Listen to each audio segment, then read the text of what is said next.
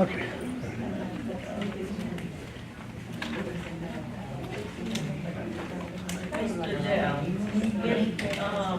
You just hold, you just.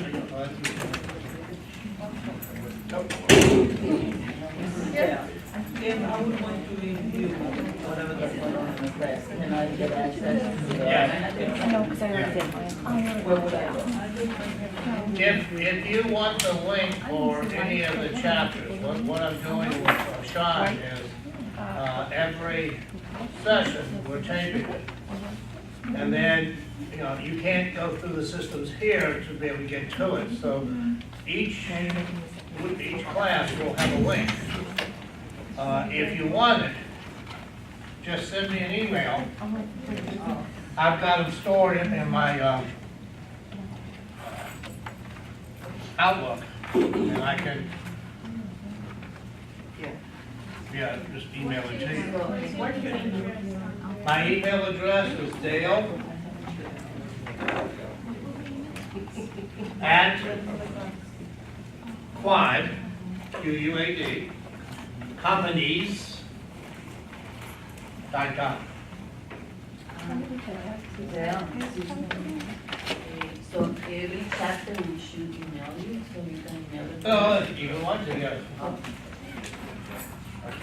Now, once this class is over, it won't be anything to you, but once this class is over, then we'll put a package together where we can just send it, where it's set up so we can send out one at a time. I want to make sure that everybody understands that the time you spend watching the tapes is wonderful, but it don't count. Yeah. What about the slides? Are you gonna email those to us? The what? The slides? There's really no reason to. Okay. If anything, I would go in the other book and get the flashcards. Because I think you'll find that those flashcards are matching up to this stuff. So just study the flashcards? So just study the flashcards? Well, that's one thing to study. Priority of study. What's priority one? Mother says the star. Stars. Number two, everything else. Don't bother asking me if something's going to be on the state exam, because my answer is always going to be yes. But before the night is over, somebody's going to ask, well, is that going to be on the class test? On the class test, that's okay. If it doesn't have a star, you also know the answer to that question. Yeah. If it's got a star, it's material that's going to be on the class test. If it doesn't have a star, it's not on the class test, but it may be more important than the star because it might show up on the state exam. I told you the first night, I'm not teaching for the class. I'm teaching towards that exam. But the stars almost guarantee you, if you take your time and study, that the class test is going to be a non-issue. And then I'm having people tell me the class test was harder than the state exam. That's good. Yeah, that's what I hope. That, well, if you pass the class test, you know. I didn't hear what you said about flashcards. In the other book, the exam manual, there in the back of it, where the answer keys are, there are, where you can actually take them out, they're perforated. And they're flashcards. Oh, wow. What the first chapter? And the other one. You know what, I don't remember if they're per chapter, I haven't looked at them. Can you share what percentage of your students on average pass the test? 100%. Everybody listen to this question. She asked me on a percentage basis, what do the people from this class get on the test? Is everybody ready for the answer? Yes. 100% if you do everything I tell you to. If you don't do everything I tell you to, percentage starts dropping. By law, I can't tell you what that percentage is. I'm not allowed to tell you what my passing average is. But let's put it this way. I've been doing it for 40 years, and I haven't been told that my services are no longer needed. So that's, but bottom line, if you talk to anybody that's taking the test, well, I shouldn't say anybody, 90% of the people, if you do what he tells you to do, you pass. And the other thing you heard a lot of them say is, don't ask him why. This group's having a little bit of issue with that. That's okay. I'd rather you be, engaged and thinking about it and being inquisitive than sitting there like a rock. That's not good. But I'll do my best to give you a reason. But here's the problem with the reason. You're not gonna like it either. You're not gonna think a lot of it makes any sense. And nobody asked you. Do you know that in 40 years, I've never had somebody from up there call me and ask me my opinion on anything? Kinda like mom.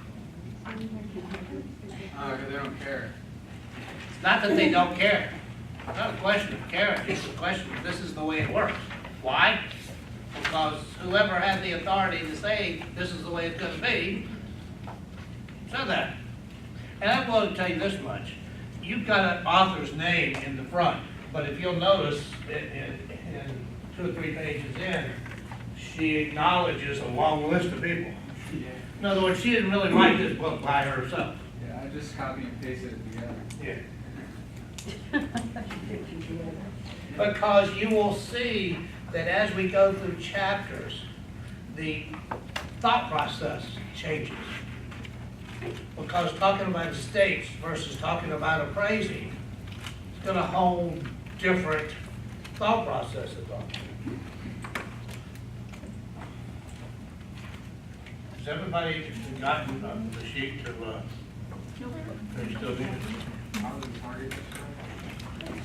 I was in 2 aisles, we were about to- I've been on it 7 years already.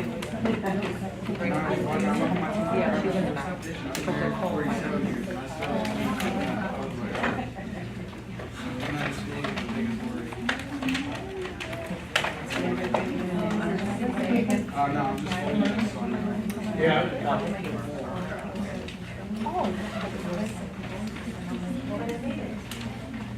What was that? This is forms for the pre-finish. I'm actually gonna go to New York for, New Year's. Anybody else doesn't have form for I don't wanna stand out here. I'm just gonna take a picture now. Is she just gonna come out and get us, or? My buddy's- I'm listed as the person comes out, the next person in line will go. So unfortunately, that means you guys in the back. You'll. She moves to the party. How many rights?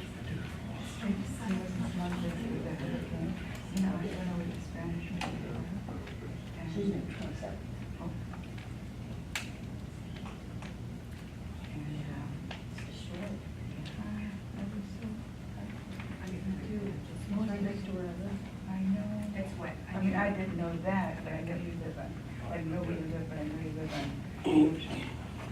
Scary, that's not to why not, you know, you're gonna go, we were very lucky, we went 36 trees, so. Do you see the trees coming in here? Oh, yeah. Oh, God. Oh, my goodness.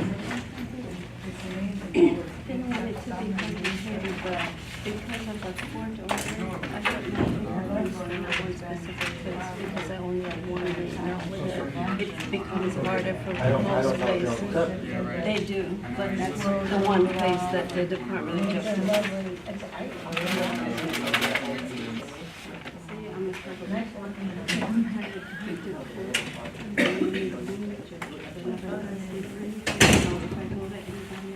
I did. But then people don't know how to do it without a license. I get 90%.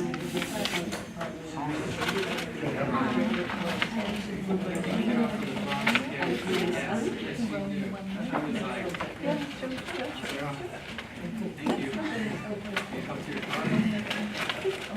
So that's why I don't know what to do.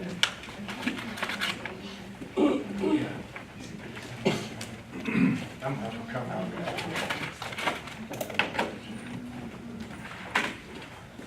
Who else hasn't signed the attendance sheet?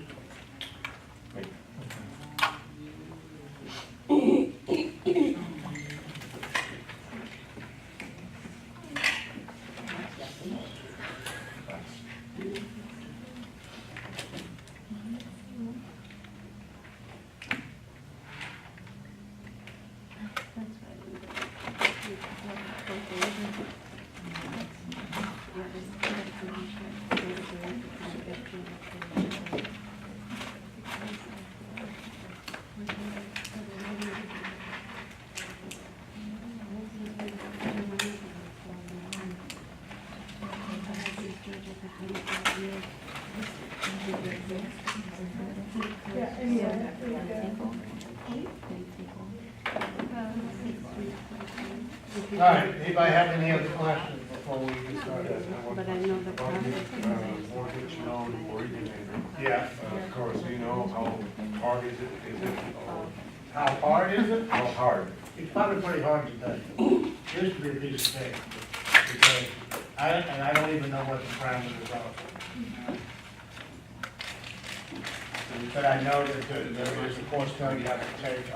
I'm pretty sure there is an exam after the course, Yes. and then there's a state exam. And then you have to renew every year, and you have to do a credit background check every year. Because of all the shit that went on in the early 2000s.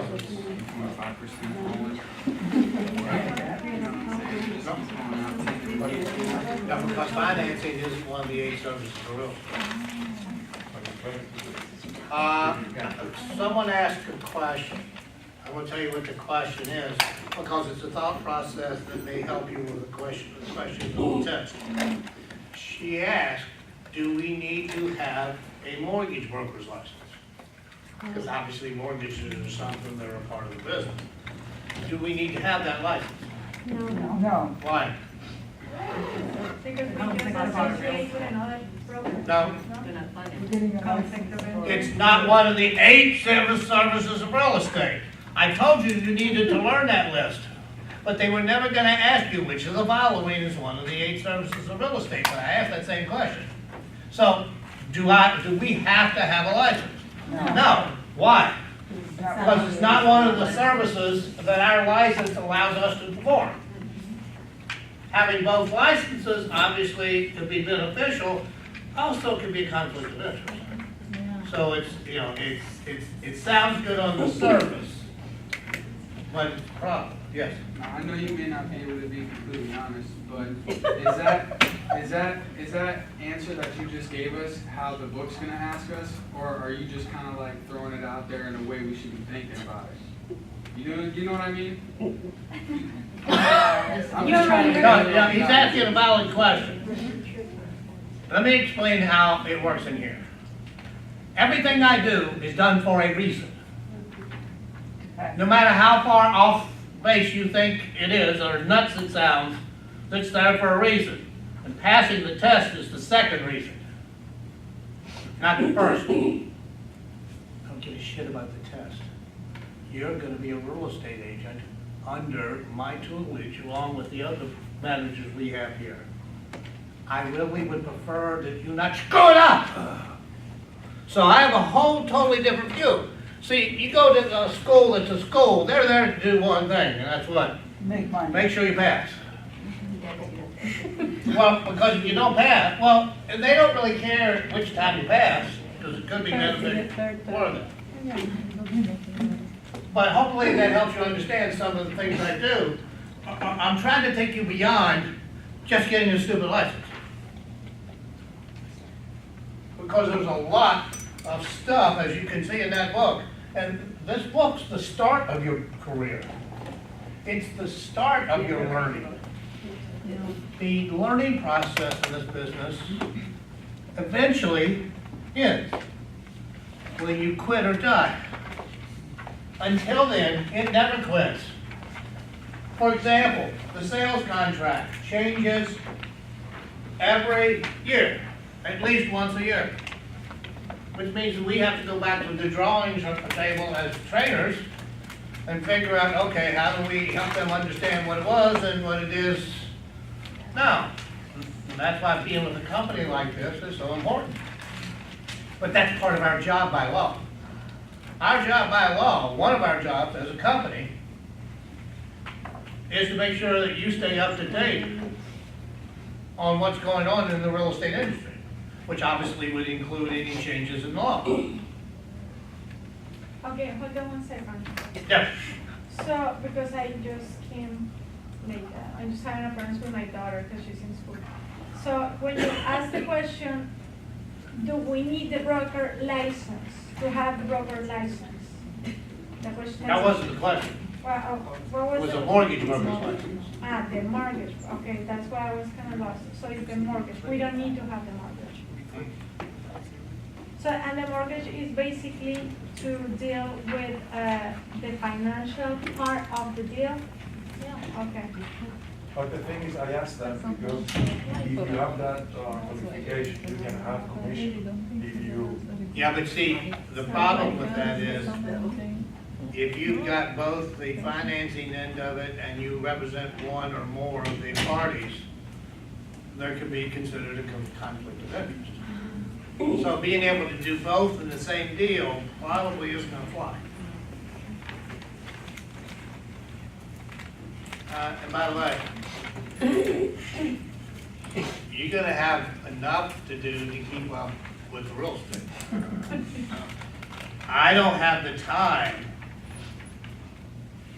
or the interest to keep up with what's going on in finance. Because of all the stuff that's going on in the last 15 years, if you aren't dealing with it every day and going to seminars and keeping up with it, you can be behind the eight ball. I am an expert when it comes to financing. Because I'm a broker, mortgage broker, it is. I have to learn in this business. I can be an expert in everything as long as I know who is. That's why we have the affiliate businesses, like the mortgage company, like the title company. I got a question about title, I can answer that question for you. It's just not for my brain. Got all the connections. And I realized that I don't need a brain, which works out real well. That's what You Wayne know how to has use your said. phone. That's For the most part, yes. it. I'll You have share. to understand, I grew up between slide rules and computers. Well, if you're 66 years old, figure out what point in time I was, in school. I graduated from high school in '70. That was a good year. Yes, it was a good year because I was out of school. It was a great year. No, I think so, he was younger. It feels, yeah.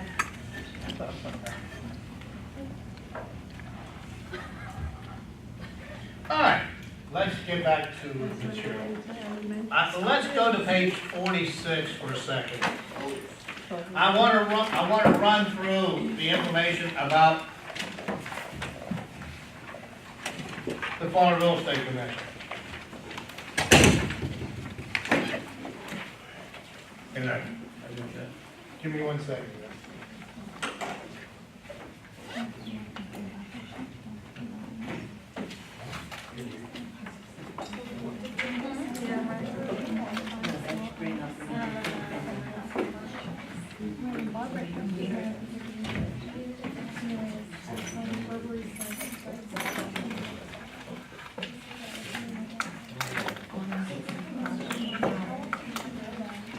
I think you forgot what that top report is.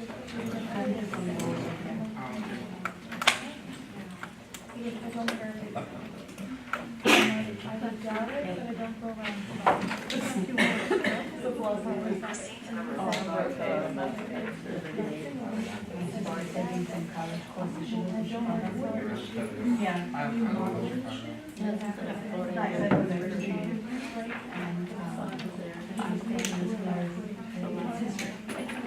Right now, they're clear to the Cold War. He said it's no war.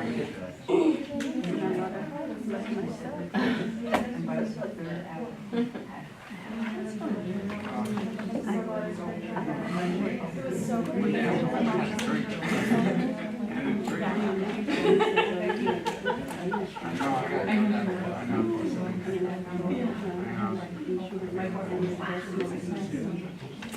my grandfather. You were like all of this art, like, I'm a scarf and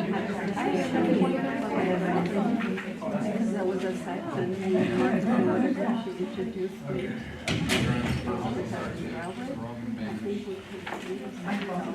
What's the purpose of the Florida Real Estate Commission? Make sure everything goes smooth. They're regulatory body. Regulate who? Real estate. They are educated and aware of laws and protect the public. And which one of those statements was the most important? Protect the public. Protect the public. It's all like-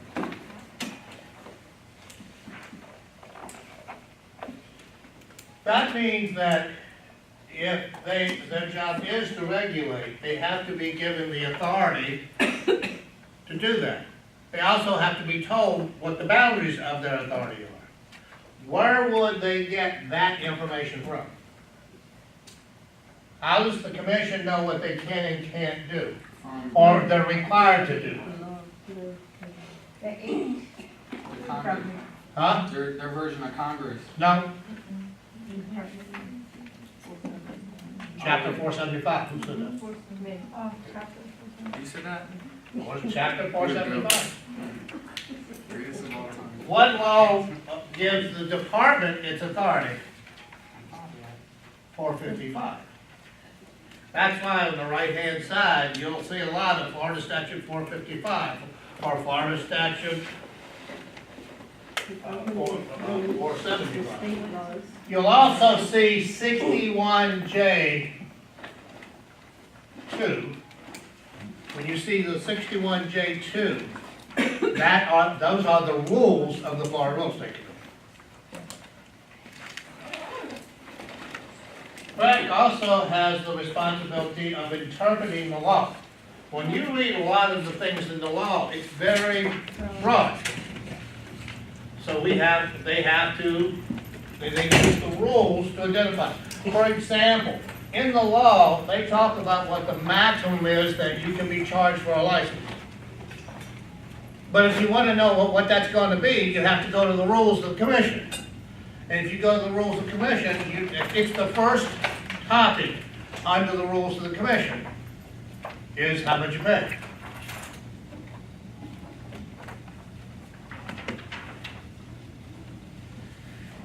So the chapter 475 goes under the commission? No, the commission goes under 475. Ah, okay, I got you. Oh, so 475 is like the Declaration of Independence. No, it would be, Under, Declaration of Independence, no. It would be the Constitution, maybe. Constitution, yeah, that's it, that's what I meant. I was close, Yeah, we're not succeeding here. close but no cigar. We tried that twice, it worked the first time. It didn't work the second time. You should be a history teacher. How was teaching school, like high school, was that cool? Teaching high school? Probably got fed up. Yeah, it was cool.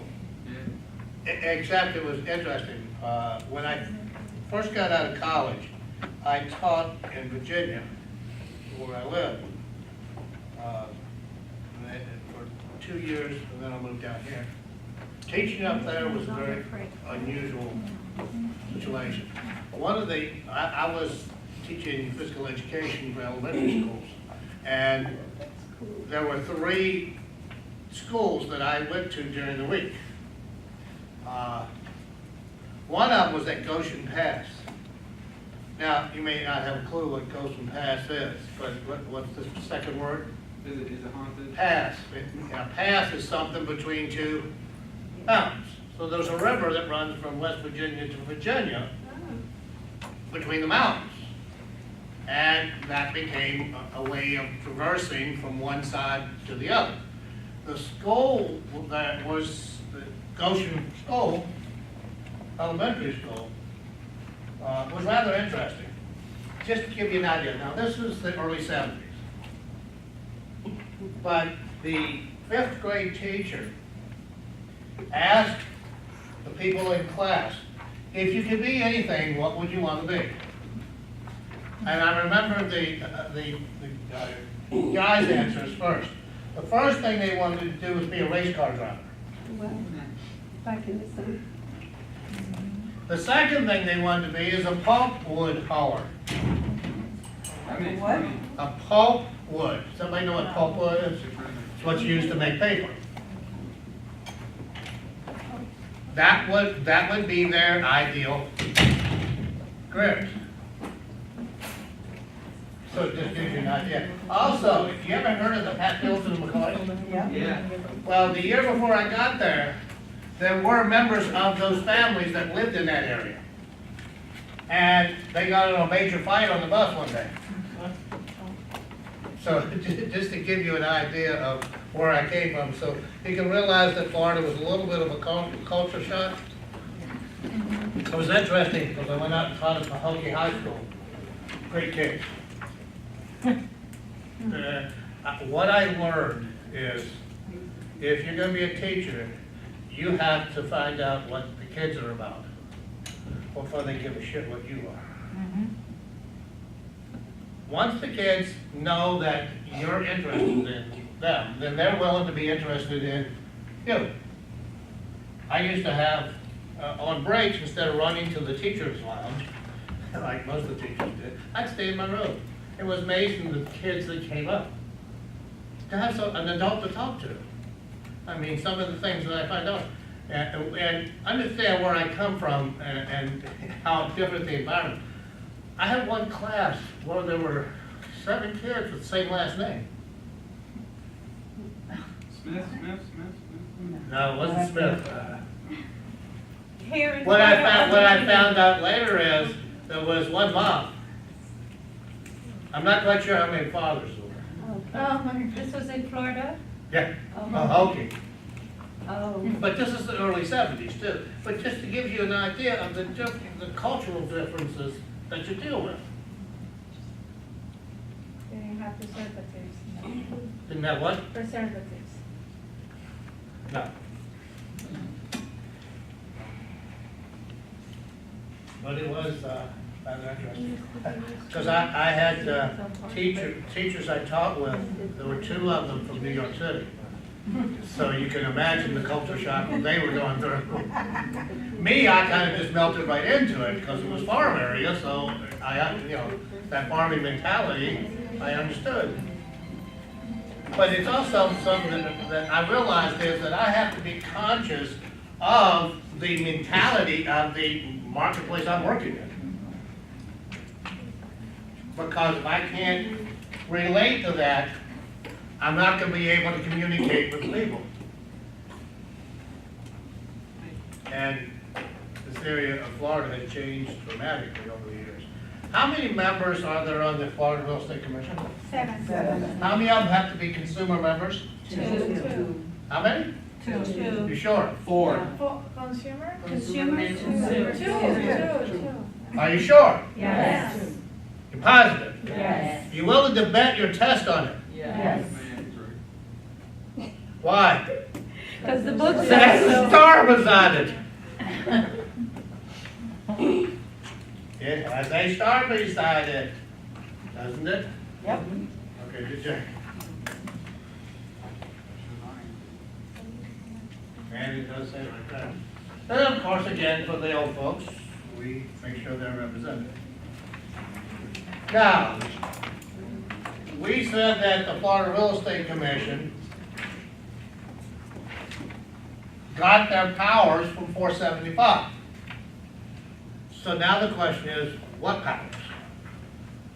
What does 475 allow them to do?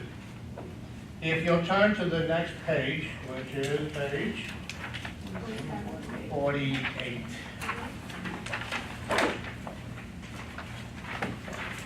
Put a bracket around the whole page.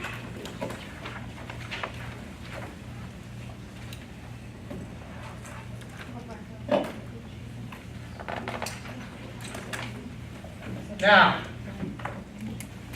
there are 3 powers: executive, quasi-legislative, and quasi-judicial. Here's what I want you to do. On line 3 and 4, it says executive powers to regulate and enforce the license law as delegated to the commission by the legislature. Then I want you to go to line 17 and highlight those 3 lines. Where it says quasi-legislative responsibilities include the power to enact and advise administrative rules and regulations, and to interpret questions regarding the practice of real estate. And then I want you to go to line 30, 31, 30 and 31, quasi-judicial. And those 2 lines have a star. Quasi-judicial, yes.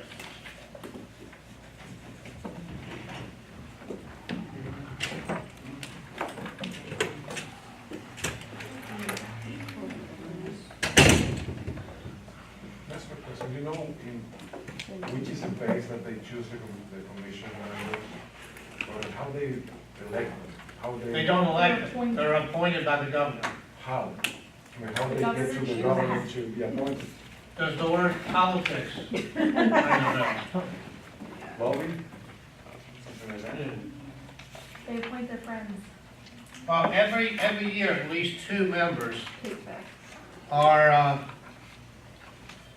appointed. I would assume that the governor's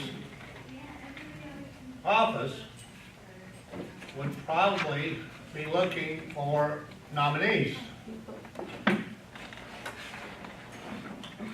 I'm sure that they have people, because obviously the governor doesn't just appoint members of the commission, there's also a lot of other agencies out there where the governor actually appoints.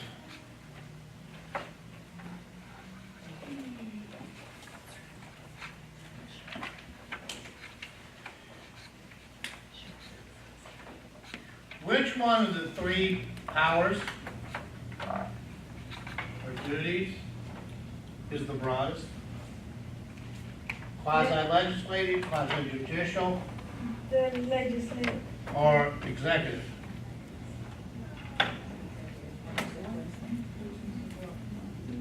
If the executive, it's an executive and legislative. How many of you say executive would be the broadest power? Raise your hand. How many of you say quasi-legislative would be the broadest power? How many of you say that quasi-judicial would be their broadest power? How many of you are going to fail the test because you didn't answer? And I didn't give you all of them as a choice.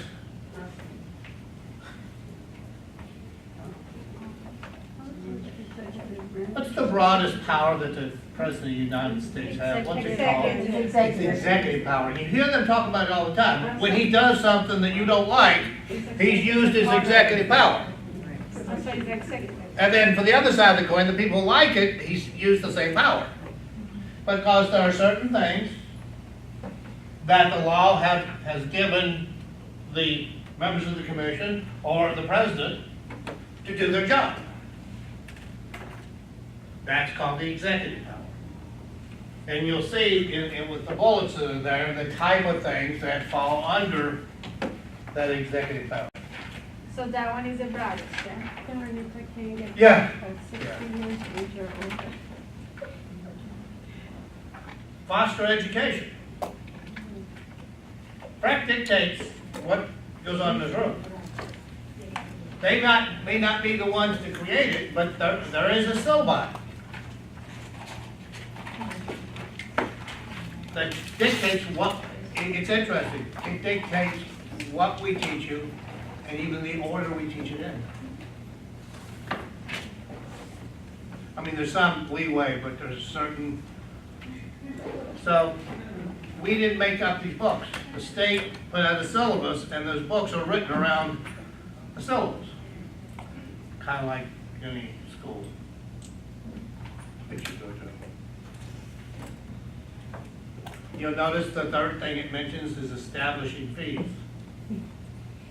So whatever you have to pay, either initially or on a biannual year is dictated by the commission. And they do that through what they call the rules. Would this statement be true about the commission's powers or duties? FREC can giveth, and FREC can taketh away. Do they have the authority to grant you a license? Yes or no? Yes. Do they have the authority to take it away? That's quasi judicial. Or is it?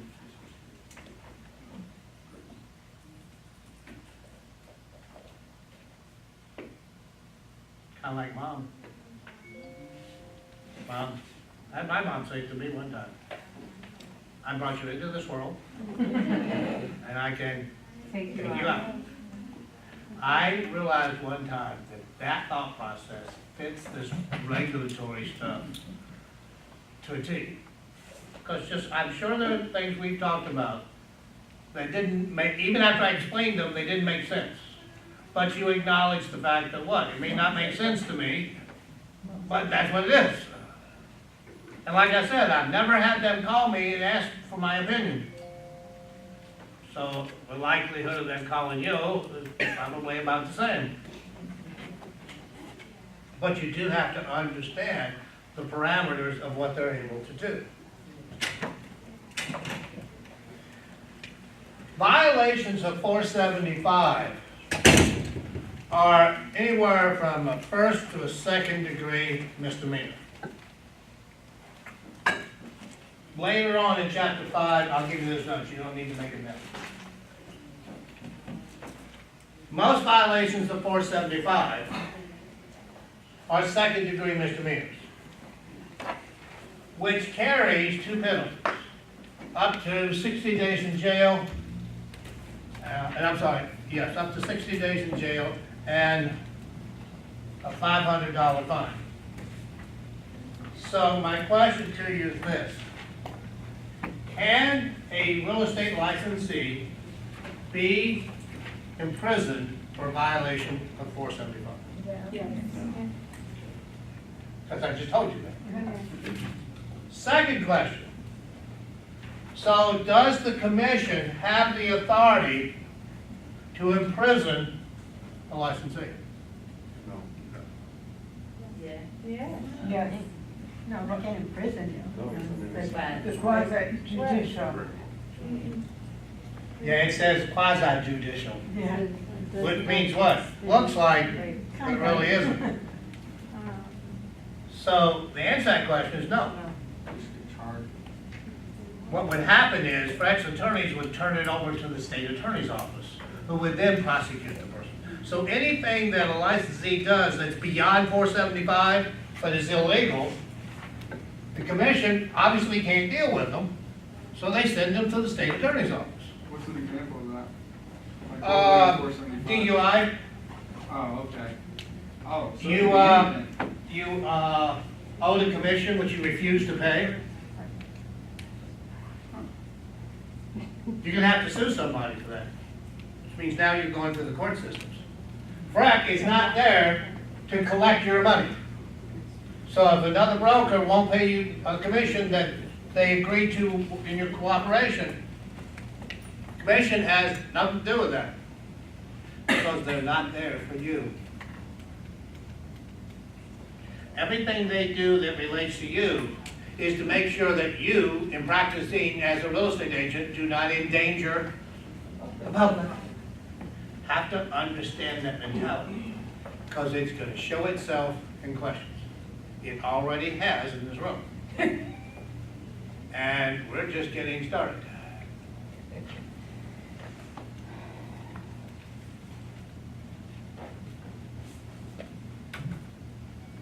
Questions on powers and duties?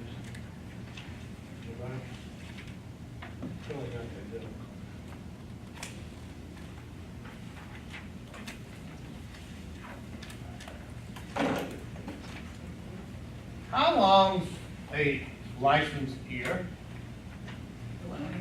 2 years. 18 to 24 months.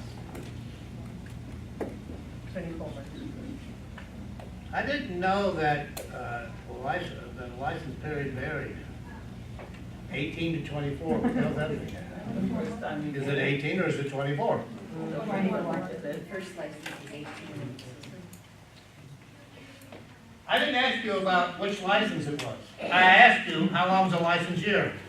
The answer is 2 years. How long is one license year? 12, 24 months, 2 years, 24 months. How many ever say 24 months is one license year? Okay. Just another way of saying same thing. I have to think of it. Because 1 year, from the standpoint of your license, is 2 years long.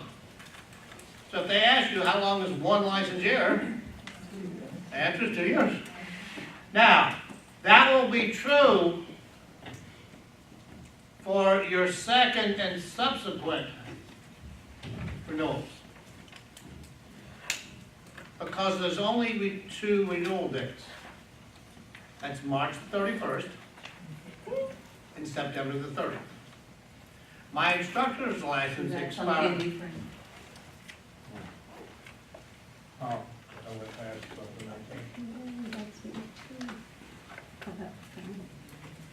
How we go, so many- One too many.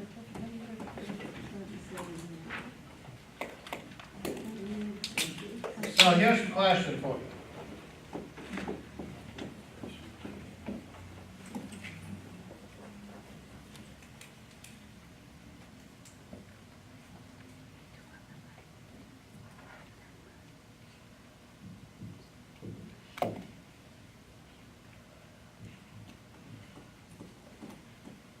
That was the day, that will be the day that your license becomes, or comes into existence. So that's the effective date of your first license.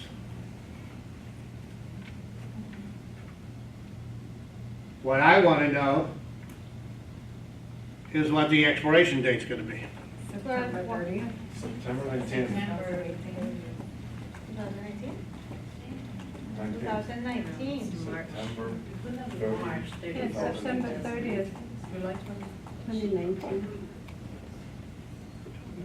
Well, So it's short, first year. Oh, okay, yeah, that's where I thought. but that's not the answer. March. Oh, okay. March September 31st. 30th. March What's 31st, this gonna be? 2019. September. Okay.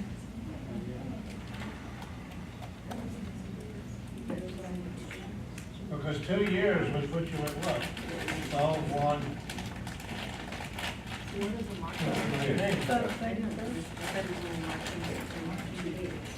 Where does the March So come in? you have no flexibility. So if you lose time, You don't lose any time. It's just that your first license isn't gonna be for 2 years. yeah. The only way it would be for 2 years if it was issued April the 1st or October the 1st. For you, that's not possible. Why? Because we're almost into October and we are not halfway through the class, so ain't gonna happen. Because you sure as hell are not gonna go to next, Where does the March come in? when does March come in? When it's appropriate. It's my birthday. So is the post-test like a quiz? Do I need to study for it? Yes. Yeah, that's what I thought. I thought it was So in why it's not March. March? It can't be, it has to be close to 2 years, so how close is to 2 years? Study the rest of my life. What if that was the initial license? Oh, then it will be September 30th, 19. If I did that, that's more than 2 years. Oh, yeah, yeah, so the first. one little secret. September 1st, 19. If this one, is September or near September, it's gonna, if it's after September, up until February the 28th, it's gonna go back to September. If after September, so. If you get it after September the 30th, but before March the 1st of the next year, it's always gonna be, wherever it falls there, it's gonna be September.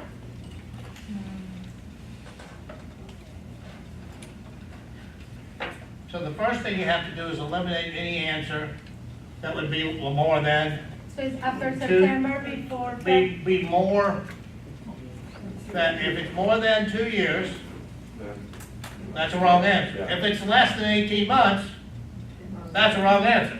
So the odds are I should wind up with 2 possible answers. So even if I'm guessing, I've got a 50-50 chance. Okay, so if it's after September, before. So March. that means your initial license will either be 24 months or 18. Even if you get your license in December, your first expiration is gonna be when? September. And before March, it will be September too. So anywhere in that, In September. you're gonna have 18 months. So if it's So, done. because that's how long it's gonna be, no matter where you fall in that 18 months. Whether you're at the beginning of that 18 months or the end of that 18 months, it's still, the license period is still 18 months. So it's gonna be one or the other. So if we see after when, would it be in March? No, and if it's after March, If it's after March, when it's gonna. then it would be March. This was after September, Okay. so then it would be September. Because your answer always backs up. Meaning that it's gonna be less than 2 years. Okay, I got it. What you need to do is write it down and look at it, just like I did. When you look at it visually, and you see it, and you look at your choices, you can see one's too long and another one's too short. So after March is March, after September is September. Yeah. How about that?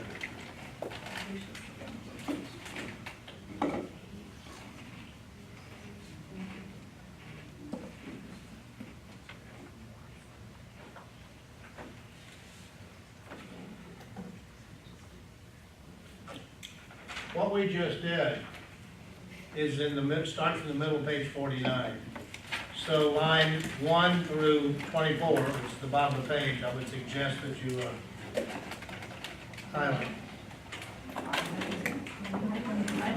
Not highlight, bracket. Page we were on, 49, 1 to 24, yeah? 1 through 24, yes.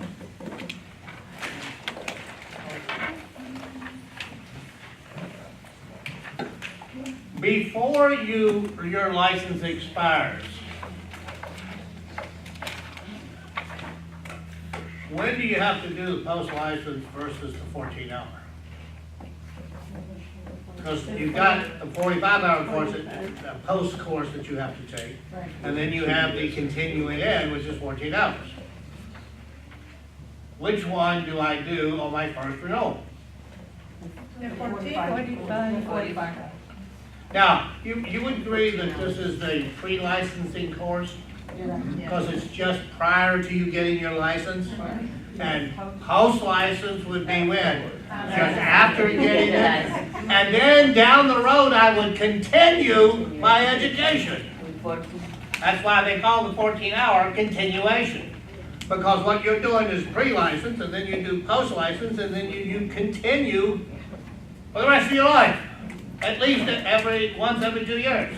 Yes, sir. So, you can take the post license as soon as you're done. That's what you will do. Okay, cool. Sounds good to me. Because I need you to get this out of the way so we can focus on the training classes so you and I can make some money. Yeah, that's all I care about. Yeah, I know that. And people. So but don't more screw money. up. I can't afford to. Neither can I. My first big sale over 600 grand, I'll buy you a watch. You won't have to. I'll buy my own.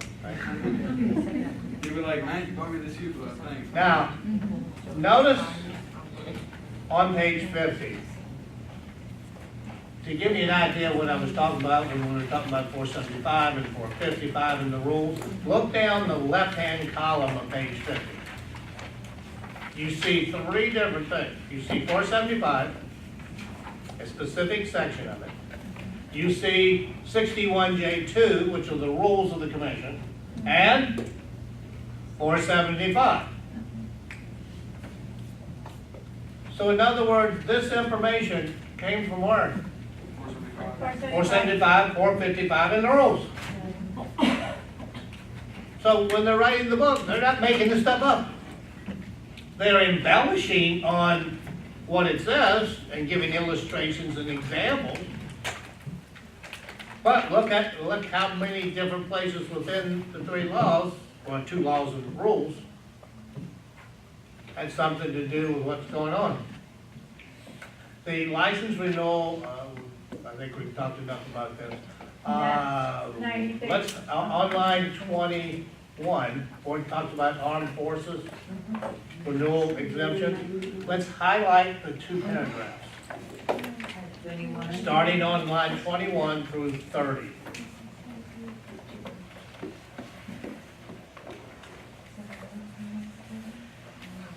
Yeah, just 21 through 30.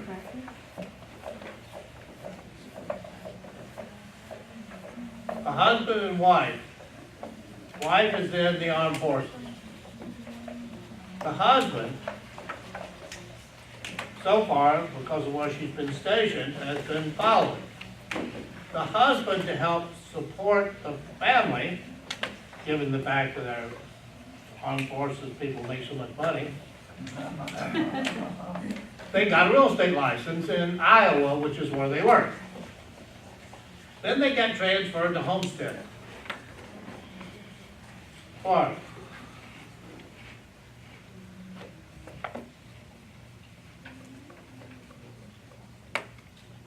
The spouse who's trailing the person in the armed forces wanted to continue to practice real estate. The state of Florida says you can do that without getting a Florida license for how long? 6 months. Basically what they're doing is giving you 6 months to get a license, because it cannot be renewed or extended. Yes. Can you state hop? So all states that allow you to do that for 6 months, can I go to each state and sell a house? No, seriously, that's because I got a lot of friends in different, I'm not even joking, I got friends in like half of America. So like if I went to go visit them and I was just like, I want to keep doing what I'm doing, and they have a buddy that they want to buy Are a you in the house. armed forces? No? Well, then, what you just looked at doesn't apply to you. Time to sign up. Marry somebody who is in Sign up, just- You understand that he's trying to figure out how to beat this? He just wanna make money, no matter Well, if what. I have a Florida license and I could state hop across America. I got news for you. If you got a Florida license and you put the energy into looking for real estate in Florida, you won't have to worry about what's No, going I on know, this everywhere is the else. Golden State, this is like a fishing net. Yep, Yeah. big time. But the point that they typically make when they ask this question is the fact that that license is not renewable. This is not mutual recognition stuff. It's specific for people in the armed forces. And that the spouse is trailing. If spouse winds up staying in Iowa because that's where they're from, and they decide, then, well, obviously they can continue to use their Iowa license. So they can do it for 6 months. If they moved to Florida because they were transferred, then they will give them a temporary license for 6 months. Until they At the end of the 6 months, they either go back. stop working or get a license. Okay, So obviously, the whole idea is to get a license. all right. But you would have to start over to get the license. Yes. Unless they've been active for 2 years out of the last 5. Then they qualify for the broker's license. Oh, yeah.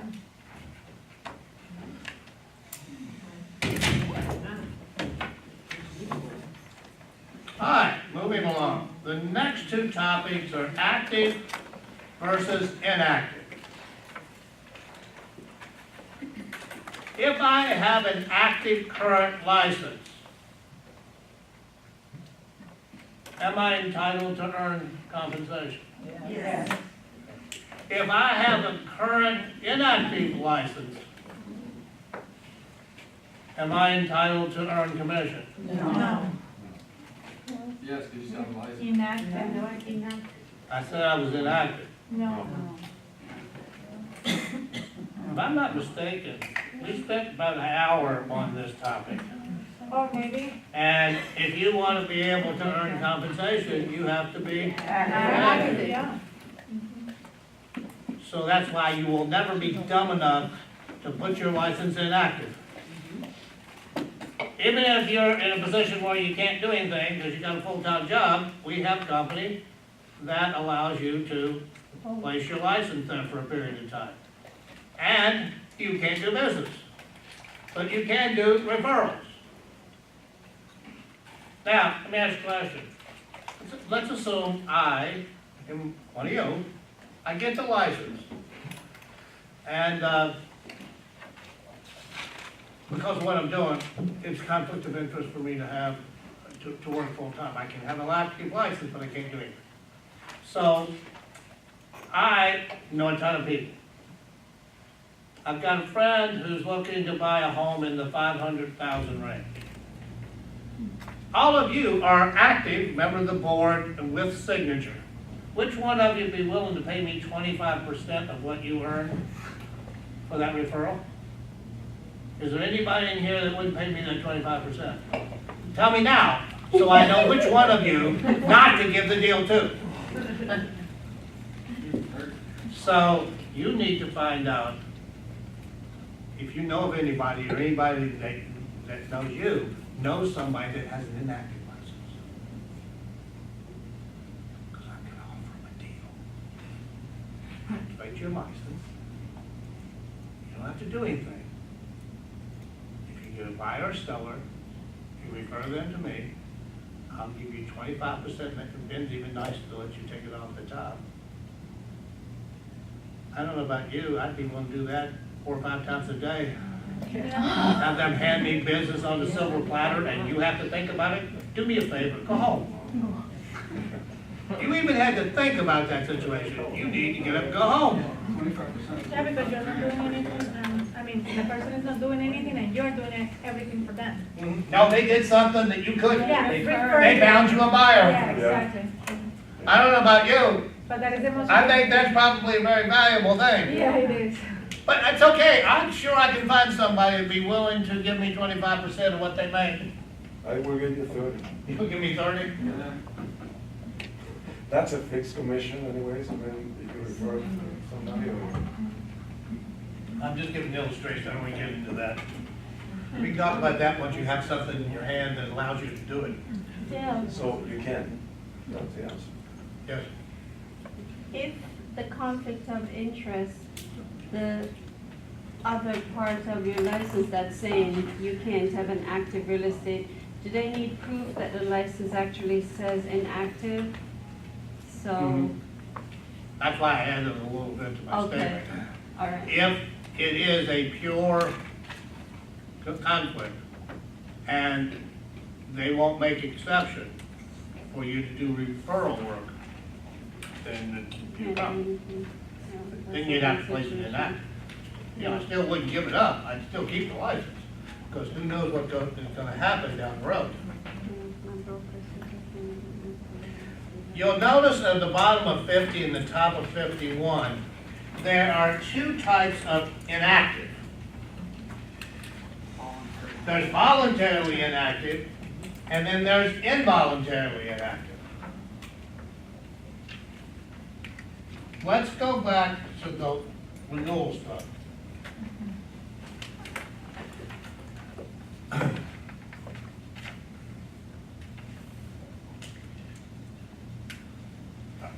Right.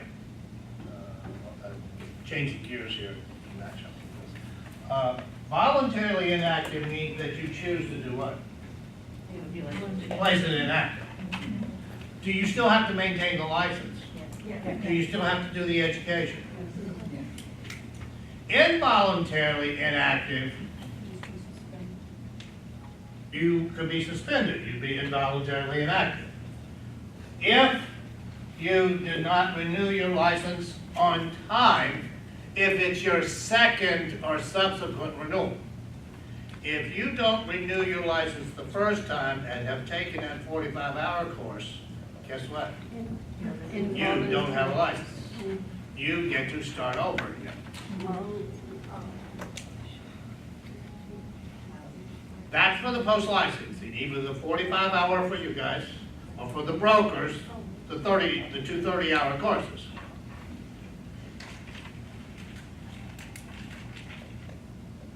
Now, let's go to subsequent. This is your second renewal. But for whatever reason, you don't renew it and it expires. That's probably the best example of involuntarily inactive.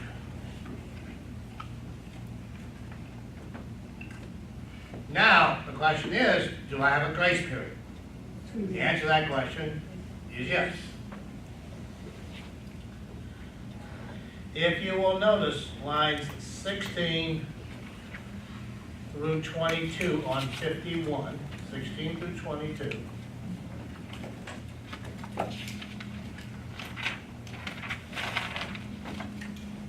Highlight? Bracket's good. Dale, I have a question. Mm-hmm. Do you self, like, because I'm a CPA, so I self-report, we don't have to actually submit it to the state.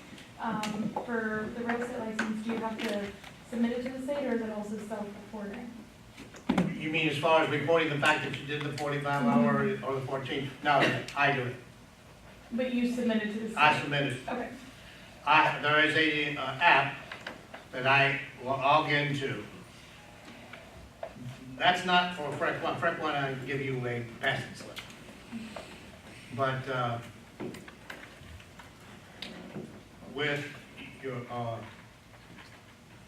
45-hour and your 14-hour post-licensing and continuing ed, if you took the course with me, I have 30 days from the time the course completes to do a report to the state. It's a software program, I just log on to it, and I go through. With you, it's I need more. You'll see with the passing slip, you understand why I asked for the information I asked for on that registration form. Which reminds me, I have to start working on that. Because I need that roster to be able to set up, to be able to do the passing slips, make it more easier. Now, so I let my license expire on the second time through, which places me involuntarily inactive. Question is there a grace period? And what you just put bracket around says there is. If you renew within the first 12 months of your license expiring, all you have to do is to take the continuing ed, pay your license fee, and pay a late fee. If you go into the second year of being expired, you now owe them another 14 hours. So now you owe them 28 hours, which you have to take by coming back to this course. And you're given certain chapters that you must attend, and then there's an exam. If you pass, you can then request for the renewal of your license. You would have to pass the test here or? with the Here. state?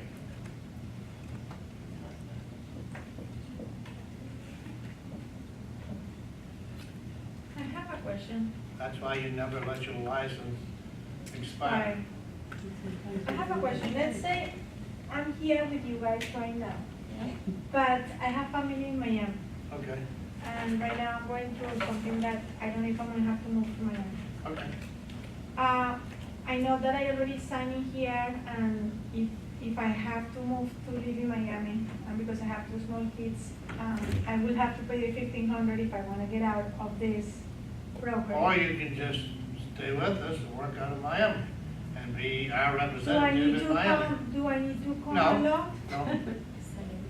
Initially you would, because you need to come to the training. Okay, But once you've gotten through the training, okay. no. Now, after, You technically would never have to come here unless it's for a meeting. But okay, as far as to do business, I no. can work through the phone. and Absolutely. everything. Now, They're called computers, they're called Yeah. iPads, they're called phones. yeah, now, after the 2-year period, then I can choose if I change broker there. Yes, Now, if for any instance in the middle, I decide, oh, I wanna change brokers, what is my penalty? deaf. Your two children. It just, yeah, because if it's 1,500, it's gonna be always 1,500, it's gonna be part of the deal if you're making a deal or something. No, it's gonna be 1,500. I just wanna know, I need to know always the worst case scenario and everything. That means you should have read what you signed. No, I know, but if it's an emergency, something that I didn't, my dad Did it just. say anything on about emergencies? No. Okay. And, I know, but that is what I'm saying, because my dad died, and now I have something that it was an Yeah. emergency. So, Yeah. Standing where I'm standing now, too bad. Either stay or pay the 1,500. okay, Given the circumstances, Ben might be a lot more lenient. But if you're asking me, what happens if I leave before I'm supposed to, you owe us money. so if I show him that my dad died, but that is true, I mean. But you're asking the wrong person. Okay, I got you, so I have to ask him. Number one, you've already agreed to something. No, I understand, but it was a change. Life sometimes gives you things, circumstances that make you change. I wish that the world would be so easy that you could predict what's gonna happen. We have people in Miami. Yeah, because you don't have to be here, except when you come for meetings or whatever the case may be. And of course, with the transfer of money and contracts today, that's done, you know. Virtually. All right, How long is the training? how long's the training for? Forever. But basically 30 days, 30 days. first 30 days. But there's always some sort of education going on every month. Okay, so it's first. Basically, the first 2 weeks are mandatory. Yes. No, you answered my question. You're good. All right, I'm working for a broker, and the idiot loses his license. What happened to me? You need to find another broker. No penalty paid. Well, let me ask you a question. Can I continue to work? No, until you find another. Hey, man, I need a broker. Yes or no, can I continue to work? No. Why not? Yeah, you can get an umbrella. Oh, so I don't have an employer? No. Exactly. Okay, so I have to find an employer? Yes. Okay. Can you find another employer if you're still in a 2-year contract or in the broker losing his license? Well, something tells me that if the company was shut down, your obligation to pay that $1,500 is probably gone. The likelihood of that happening The band? It's pretty close to zero.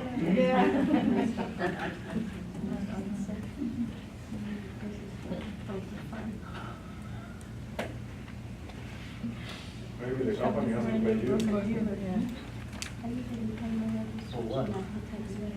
Deals that were working in the process or whatever. Man, if the company's gonna shut down, you're not getting paid. I can tell you that much, man. Those guys are getting money.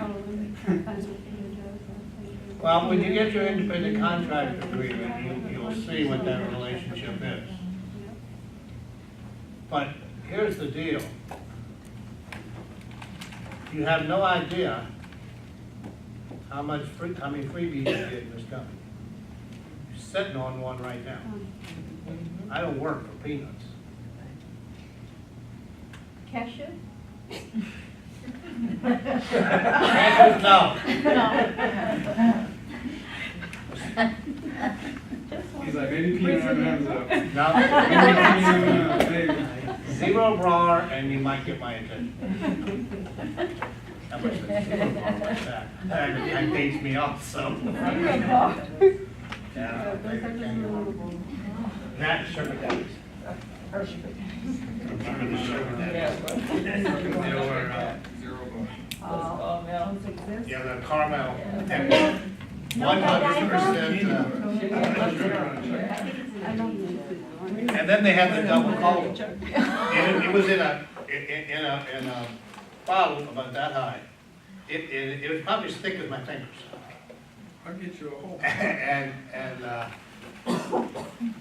it had a kick to it for a soda. And then the dandelion wine. Well, I think, yeah, they're going by line. If you'll notice on page 51, line 29 to 39, it talks about what happens if a broker's license is suspended or revoked. From 1 to 39? 39. 29 to 39 is what it talks about. Oh, yeah, so. You can brag it. At the bottom of the page, it says, talks about null and void. If my license was suspended, would it be null and void? Yes, No. no longer exists. Only if it's. So you're telling me if I have a suspended license, No. It's not void. it's void? No. It's put on hold. Yeah, it's put on hold. You can't, you still have the license. Yeah. They'll take it away from you. We're talking about. You can't use it. System. Can't use it. There, yeah. Yeah, if it's. Now, if your license is revoked, Yeah. It's not. Yes. well, but that's true of driver's license. No difference. If your license is suspended, you still have the license, but you can't use it for 60 days. If they revoke your driving license, you don't have a license anymore. And you get it again, and you can never get it. Okay, it says also that if it is inactive for more than 2 years, it turns to. It becomes null and void also, yeah. What if, can I choose to surrender my license? You can hang it. Like give it away? Yeah, give it up. Yeah. Notify them that what? You don't want the thing anymore. Can you do that? Yes, can you? If you're not sure, turn to page 52, lines 3 through 9, and highlight it and put a star beside it. Which number? On page 52, starting with line 3, which is the second bullet, that paragraph. Highlight it and start.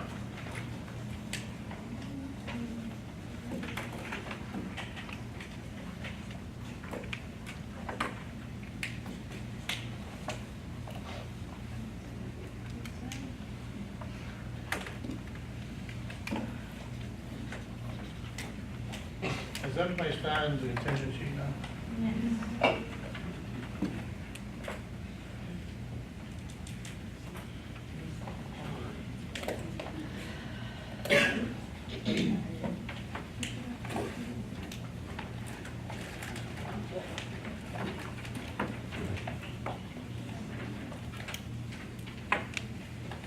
The next one talks about ceases to be enforced.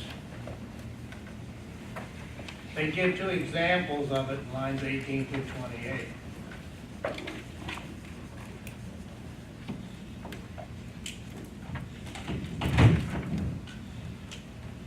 You'll notice that 10 days is a magical number here.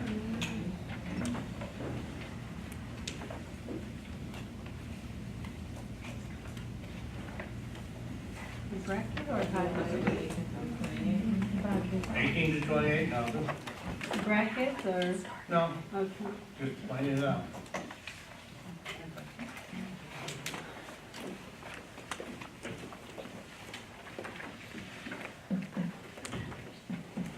Question.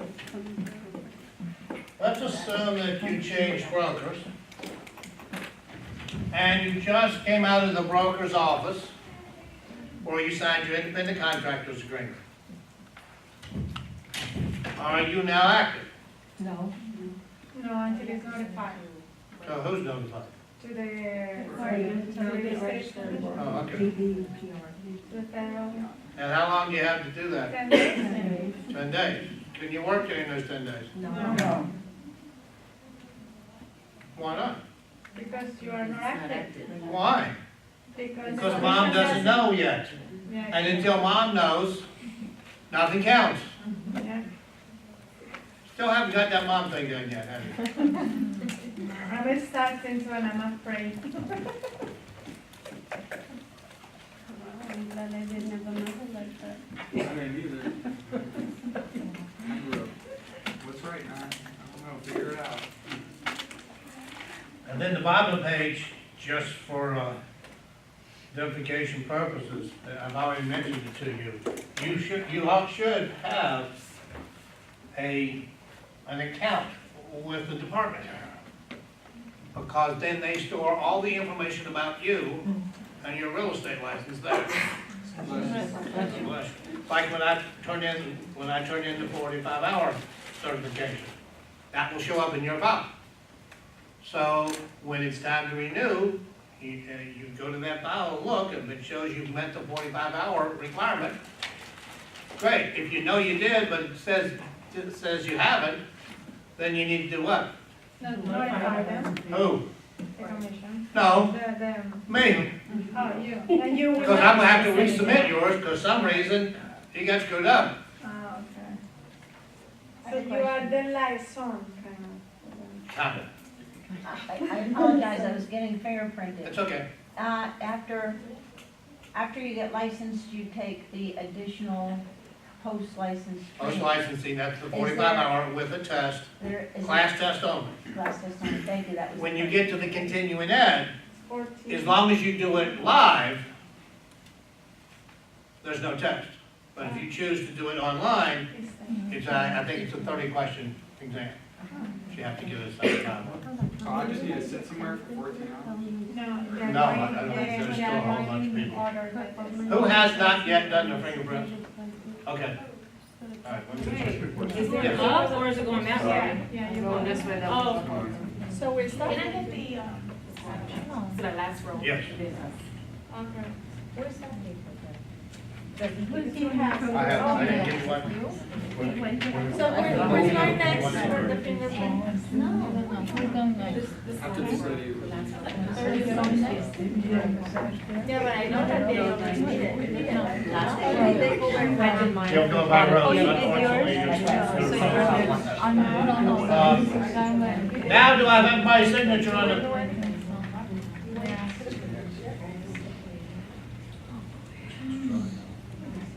Okay, I'm sorry. Question.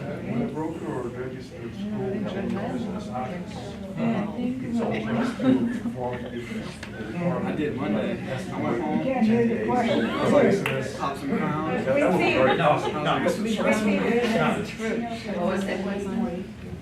He was talking about the fact that I have to wait 10 days when I change brokers to go to work. Here's what happens if you were doing it with us. You'd come in, sign your independent contractor's agreement. Damien would then go online, open up Signature International, and in there, which you wouldn't see if you looked it up because it's in the account, it says establish a new relationship. He clicks on that, he puts your name and number, and pushes whatever button he's got to push, and instantly, you now belong to Siren. And you can go to work. So assuming that he's able to accomplish that, when you walk out the door, you're doing business. They're giving you 10 days to do it. They're not saying you have to wait 10 days. What happens if you don't do it within the 10 days? Then you get in trouble. What if a person? You'll see in chapter 5 that you get penalized for it. What if a person has their license or whatever it is that we're gonna get, but they're really revoked? Does that show in the system immediately? No. So you wouldn't know that you're hiring an. That's why your license is prima facie evidence and not actual proof. There's a perfect example of that prima facie.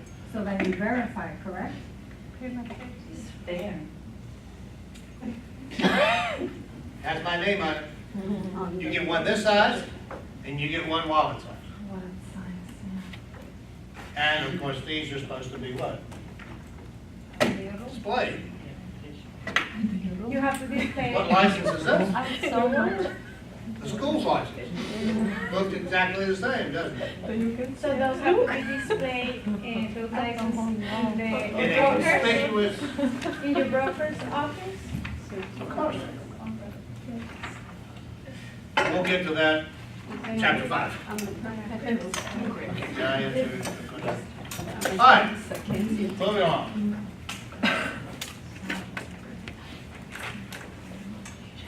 Okay, bottom of page 54. So the only thing that needs to be done is 52, 3, and 9. No, everything needs to be done. That's what just the more important one. Meaning brackets and stuff. Understand this, people. The fact that I don't bracket or start or highlight something or star something doesn't mean it's not important. No, I know that, but that meaning have to start. learn. The only thing you need to make sure that you're getting right is where the stars are. Because what you're going to study for is the whole book. Right. All right, bottom of page 54, it talks about multiple licenses. Let's put a bracket around lines 17 through 27, which is the last paragraph on the page. Put a star beside it.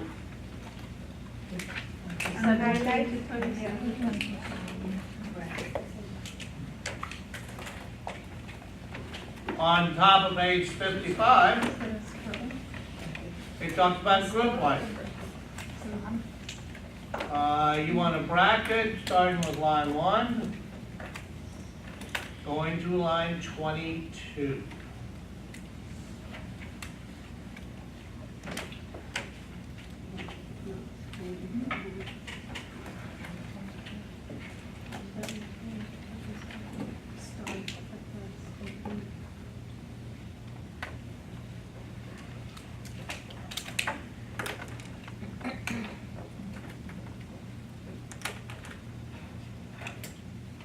Take a moment to read through those two. What you just highlighted, bracketed, starred, and bracketed. Multiple license and group license.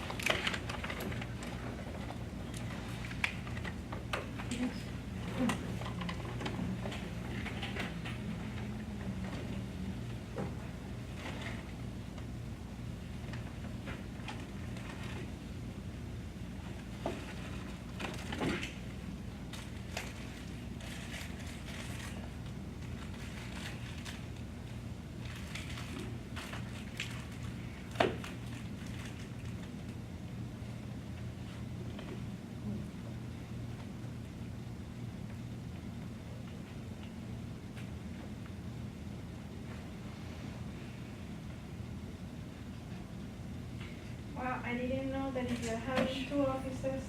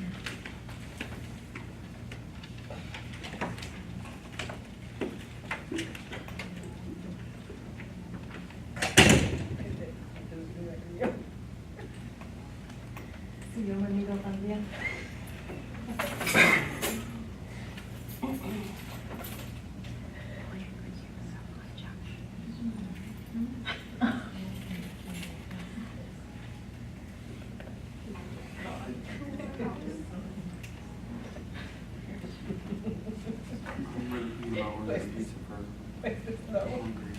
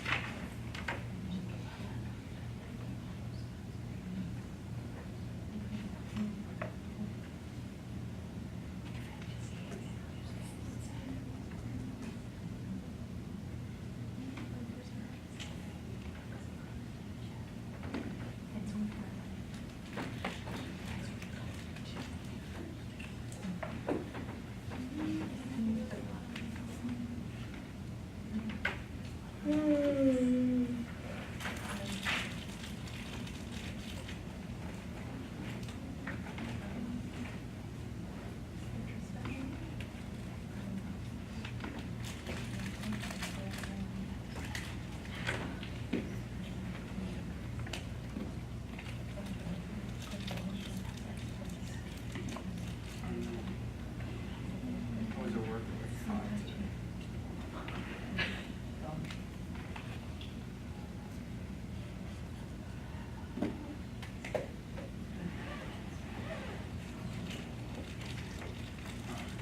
I have 45 minutes. I really want to.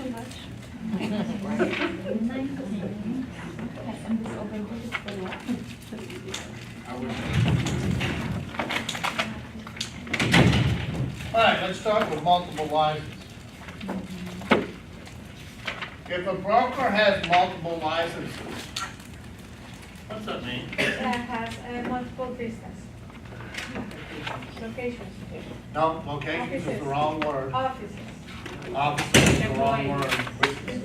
Businesses is the correct word. A broker has the ability to be the broker for more than one company at a time. Then, you know that you got all these companies, 16, 17, 18 of them.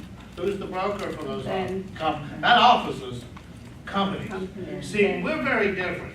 You go to Caldwell Banker and you got a main office, I think it's in Sarasota. And then you've got branch offices throughout the state. We have companies. We brand ours, especially with the communities. We have Kings Point Realty. Main office is Pembroke Pines, the other three are branch offices. So Ben is the broker for each one of those companies. So what is the difference between? Whoa, I'm finished. How many licenses does he have to have? 17 or however many. And whatever businesses he has. Does multiple licenses mean you have more than one license? Yes. No, it means you have more than one business. One license for different businesses. Do you have more than one license, is my question. Yes. How many of you say you do not have more than one license? Yes, you have. How many of you say you do have more than one license? Now, maybe we've forgotten the rules in this class. Everybody has. Participate and find something else to do. I want you to answer my questions, because at some point, you're gonna have to do it. Now, it don't count. Now, 8 weeks or so from now, it counts big time. And if you can't answer now when it doesn't matter, what are you gonna do when it does? So let's try it one more time. If I tell you I have multiple licenses, does that mean I have more than one license? Yes. No, more than one. Yes. Well, let's break it down here. The word multiple means what? And licenses, it is plural. And in the English language, multiple licenses would mean you have more than one license. Because for every company that he's the broker for, there are two licenses. There's the license for the company, and there's his license as the broker. He is the best example of multiple licenses. That's why using him as a perfect example. Yes? So he has one license, but because he has many companies, he's the broker for all those companies. No, he has 18 Well, then- licenses. Okay. No, I'm talking to her, you leave her alone. Multiple means, Okay, so if I, no, talk to me. it's Multiple, more than one, but I'm trying to figure out how you have more than one. Do you go through the course again and have another license for another company, or how does that become more than one? when you're dealing with the state government, what are you gonna have to do? I don't know, that's why I'm asking. What comes No, out no, your no, pocket every day? no. When you're working for the government in general and you wanna do something, what do you have to do? You have to fill out an application. So every time he opens up a company, I type up 2 applications. One for the company, which probably an LLC, that's already, Kristen, who is the corporate attorney, has filed for a limited liability, an LLC company. And then there are 2 applications, one for that company, and one from Ben showing that he's gonna be broker of that company. So there are 2 licenses. And he does that for every office, every company that he's the broker for. So he would do that for, he's got a license, So he needs a license to own the company? no, You're To be saying- the broker. to be the broker, you need the broker's license. Right, okay. You don't have to have a license to own a real estate company. You have to have a license to operate it.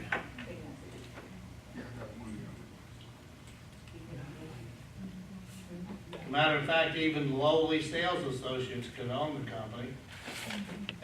They just can't operate it. You have to be a broker to operate it. So you basically have to apply for a license for this company. It's You've not like they already hand you met the license. requirements Got it. of a broker. Thank you. But I find it interesting when people can't figure out if it means there's more than one license. Because there's 2 words there that scream more than one license. So is that, Yes, Like Signature Paradise Realty, does Ben own that company and have to have a license? irrelevant to our discussion. Oh. See, this is not about owning the business, people. This is about operating the business. So I can address that issue in chapter 5. So he doesn't have to own the company to operate it? Right, that's what I said, Somebody we're has not to. talking about owning it. We're talking about operating it. Now, the person that That doesn't owns, mean he doesn't own it. the person that owns the company, then he has to apply for the business license. Or No. for the business to have a license. No, So, yeah, because it's 2 licenses, one for the one that operates the business, and one that you but see, apply for the business. when it comes to licensing that business with the commission, Yes, Ben does that, not the company. okay, he does it for the company, Right. but he could be the owner and not running that company. I don't talk about owner. We're not talking about ownership. We'll get to that in chapter 5. Okay. I want you to understand that operating and owning are 2 different issues. And we're addressing the ownership issue in this discussion. In chapter 5, we got a lot to talk about when it comes to ownership versus operating. The example in the book says that this Jane works for 2 different real estate companies, and she has multiple licenses. My question is that ethical? Do people here work for more than one real estate company? if you're a guy. No. But that is in a No. development. In that is. Now, I'm gonna ask everybody to do me a favor. I'm the one that's gonna explain this, Okay. which means that You can't be explaining it at the same time. Now, are you making reference to multiple licenses or this group license thing? Multiple licenses. Okay, sales associates and broker associates, number one, can't have multiple licenses. Because you can't have but one employer at a time. Maybe you missed that the other 43 times we've done it. It's confusing the way. Yeah, it's what you're written. reading is the group license, not the multiple license. No, That's just reading. No, that's She not- is talking, I asked her which one she was talking about. She said multiple. Jane Doe is the broker for both extra fine real estate and midnight realty. Now, stop. Now, what did she say? She's She a broker. said that he was, or she was was the a broker broker. for both companies. If she's the broker for both companies, she has to have a broker's license that matches up to the license of one of those companies. Then she has to have another broker's license that matches up to the other company. So in other words, at minimum, in that scenario, there's gonna be a real broker and an artificial broker. The artificial broker being the LLC, which is the typical type of ownership there is today. Yeah. I understand your question. I think she meant to ask you, is it ethical to work for two different companies at the same time? And I said no for the 43rd time. There you go. You already know you can't work for one broker. No, as a broker. Is it ethical? Right, You because just gotta Jane think is a about Ben. broker and how she- he Wait a works for minute. two different companies. You're not making yourself clear. Are you talking about sales associates or are you talking about brokers? She meant broker, being in Jane's position. That was her question. She asked if it was ethical to be in Yeah, basically Jane, the Ben's example position says that you and can. have different licenses. So you're telling me that Ben must be unethical? No, no, no. No, He no, says no. yes. He even asked me that question. It You're was about- assuming that he is unethical. My question was about Jane Doe, Yes, as the book states it. It Yes. has nothing to do with Ben. I know. Jane Doe is I'm Ben. just joking around. You know what? Jane Doe is not Ben. No, that's her position though. She's a broker.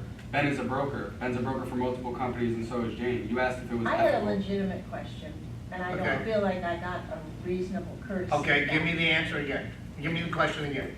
I said, Jane Doe is the broker for Extra Fine Realty and Midnight Realty, two separate brokerage entities. She Yes. needs multiple broker licenses to qualify both brokerage entities. Right, Now, she's not a sales associate, she's No. a broker. correct. And I don't know if that makes a difference, If what makes a difference? that she's a broker and not a sales associate. Well, Whether it's ethical or not, correct? ethical has nothing to do with this. This is all, either it's legal or it's not. There's no ethical violation here. In So order is it to, legal, but in order to be a broker with multiple licenses, which means you are the broker for more than one company, Yes. you have to have a broker's license. A sales associate or a broker associate has to be employed. Okay. And you can't have more than one employer. Does that, That answers it completely, and that wasn't clear to me in reading it, so I thank you. you know, I realize that. That's why I tried to rein everybody in for a second. Because what we just did is very important. The thought process. Because these are things that situation questions are made of. So you have to understand the concept. So you realize this whole discussion had nothing to do with a sales associate or a broker associate. Yes, it's just You broker. have to be an active broker to do that. Like right now, I'm a broker associate. Or But because if Ben would allow me to activate my license and go to broker status, they would have to make me an officer in the company. Because there's quite a few people in the company as a whole that are broker associates, which means they have what kind of license? They have a broker license, but they're choosing To be associated. to be associated with a broker rather than operating on their own. the thing is, here in the book, Jane is a broker that works for two different businesses, Mhm, right? As a Mhm. broker. mhm.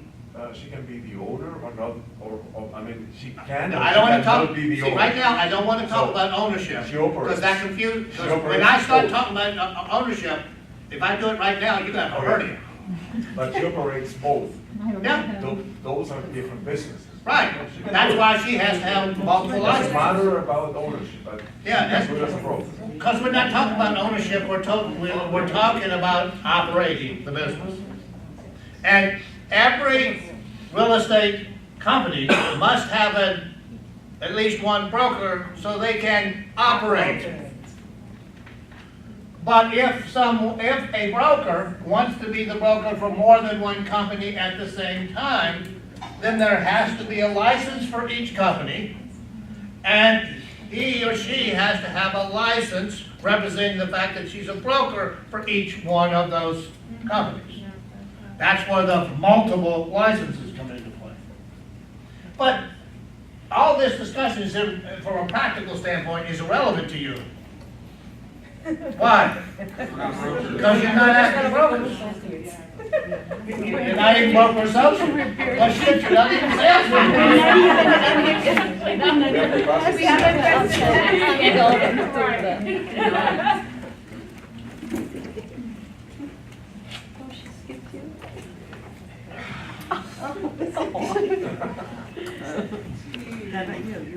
But see, everything's about interpretation.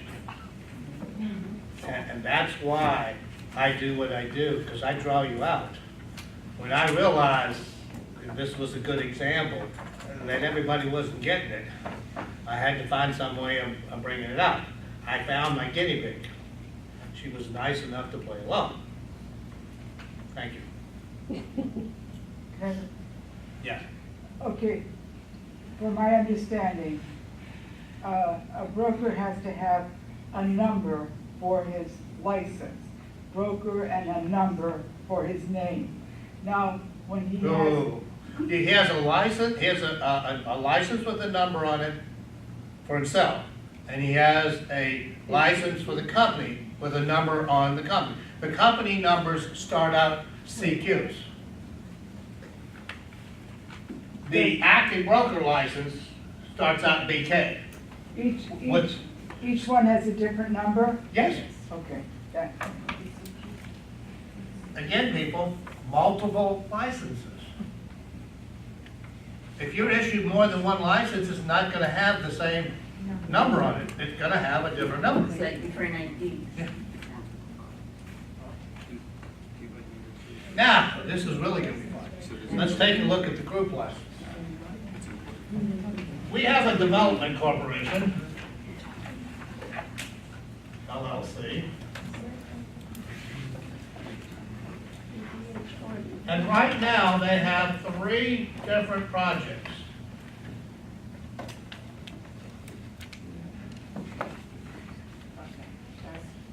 You work for that developer, and you do have a license as a sales associate. Here's what they did, and most of them do this today. Each project is a separate entity. So they want you to work Monday through Friday at Project B, and Saturday and Sunday at Project C. Yes, that means you don't get any days off. Now, if those are separate entities, that means at this moment, that sales associate has more than one employer. Which means what? We have a problem.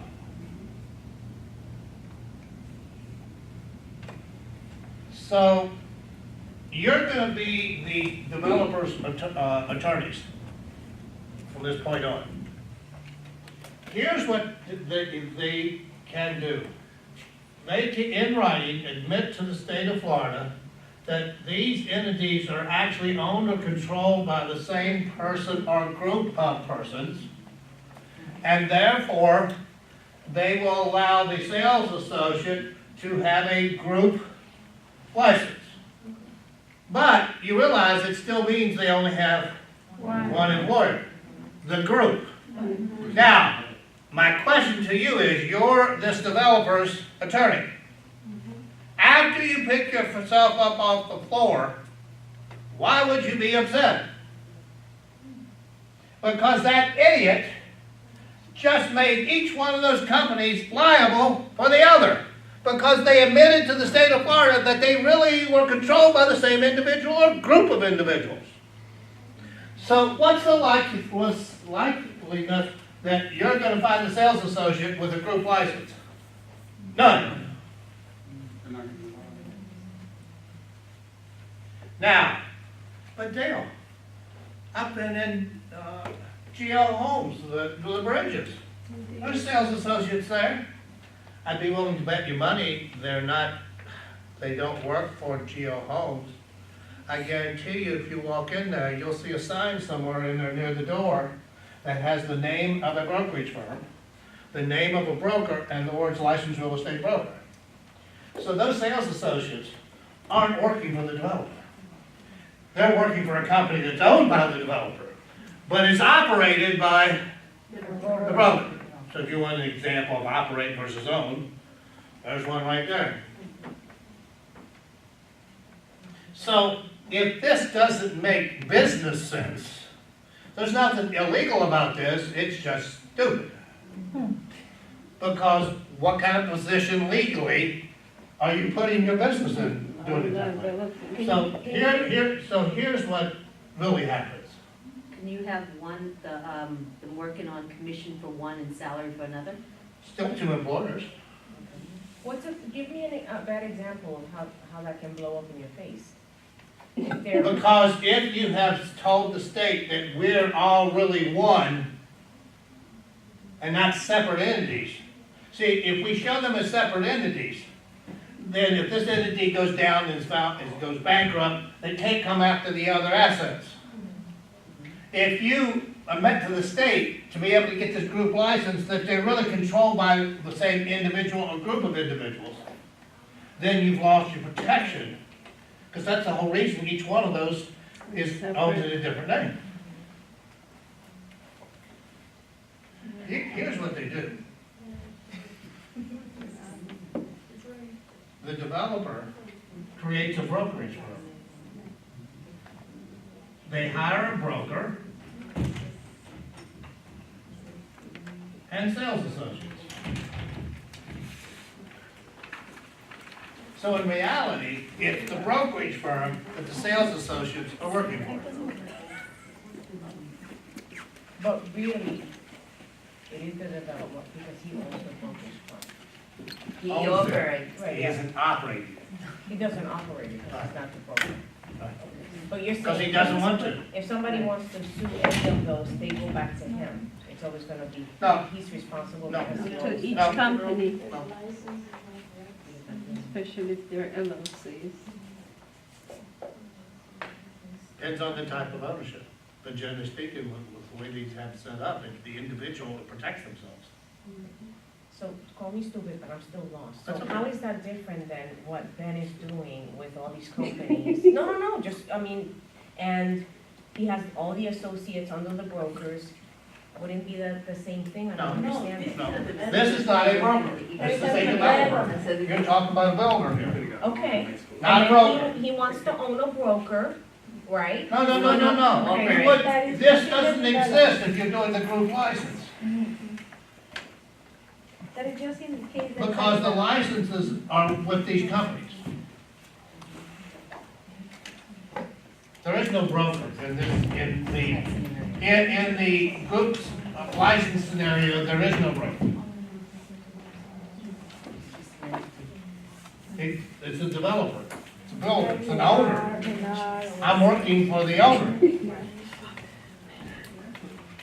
And by acknowledging that those three companies are controlled by the same individuals or group of individuals, so that you can get the group license for your sales associates, so you can move them around, doesn't make sense. So under the development scenario, they are just receiving a salary. And the ones that are making the commission is the brokerage firm that they are hiring to run and operate that. Right. Okay.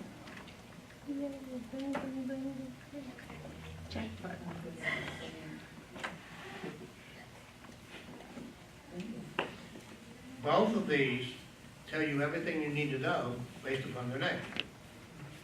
In a group license situation, how many licenses are there? One. Why? Because it's. Because it says license, it doesn't say licenses. And who's that one license with? The group. The group, yeah. That's why they call it group license.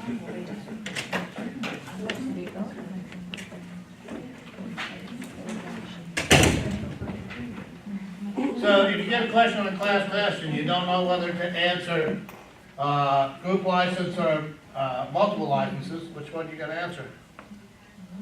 What's the question? It doesn't matter what the question is. If you get a question about group license or All of the above. multiple brokers, which one of the two you gonna answer? And you don't have a clue what they're asking you. You're gonna answer multiple licenses because I put a damn star beside it.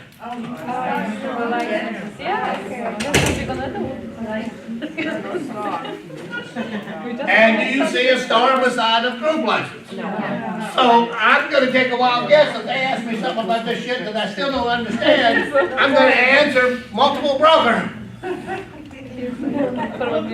So that, it make more sense now?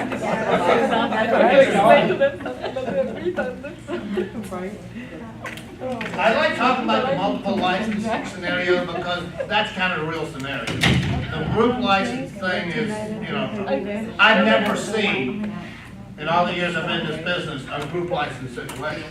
I've seen tons of situations with the multiple broker. One time I was the broker for 5 companies at the same time. License for each company, and a license for me for each company. So each company had 2 licenses. A real person, and the business entity, corporation, LLC, whatever it may be.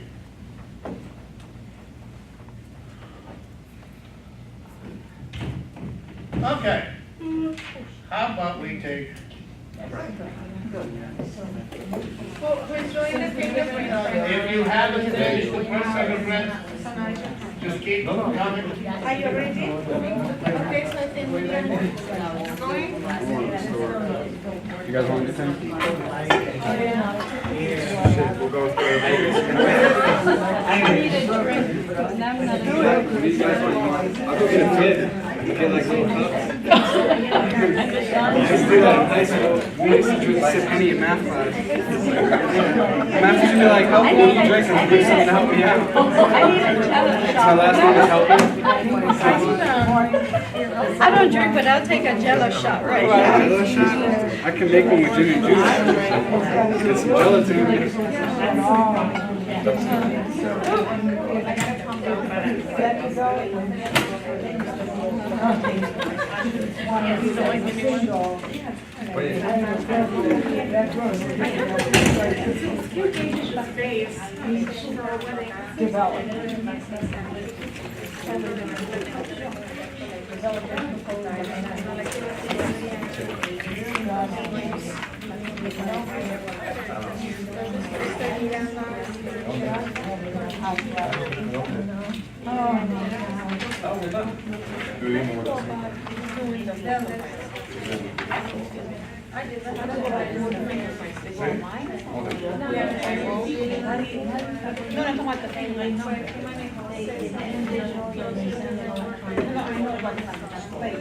I'm on this roll. Everybody else can take it. How do I know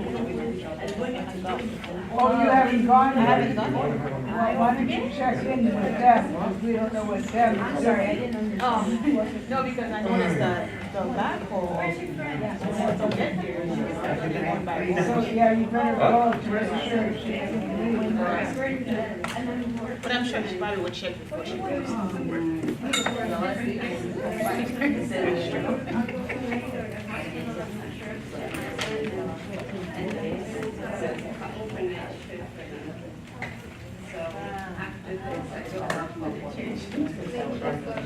But remember that between 18 to 21 years old, you used to do that.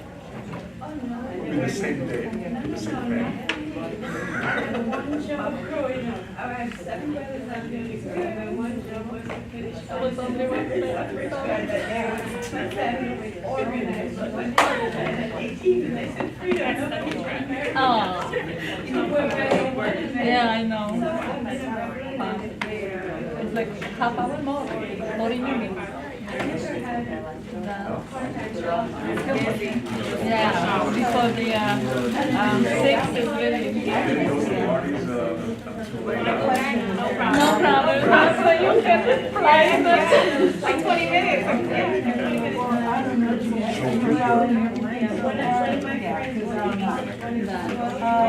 Yeah. She went no, she's not going. Mira did so all the things was. No. She did already, so. Oh, I did it somewhere else. So I think you should go over there inside and check it out, okay, because it's going to 50 fast. So it's very dangerous to go to your house. I think so she must Make sure she did it because she that come you like, and this are is like a going, and this virgin, one is going I thought you guys wouldn't get you. Finally understand LA and all that kind of stuff. But then I would be able to do soccer and cricket and what my brothers did. I'm originally from Jamaica, but my father is Irish, so I was in my family. Yeah, here we go. Back and forth. I like Jamaica. You know how to do that, yeah. Some do. No fault. I do like it. I don't see a canvas. Yeah, but both was a different animal. It's like the guy that used to run in the gold shoes here, what was his name? The sprinter?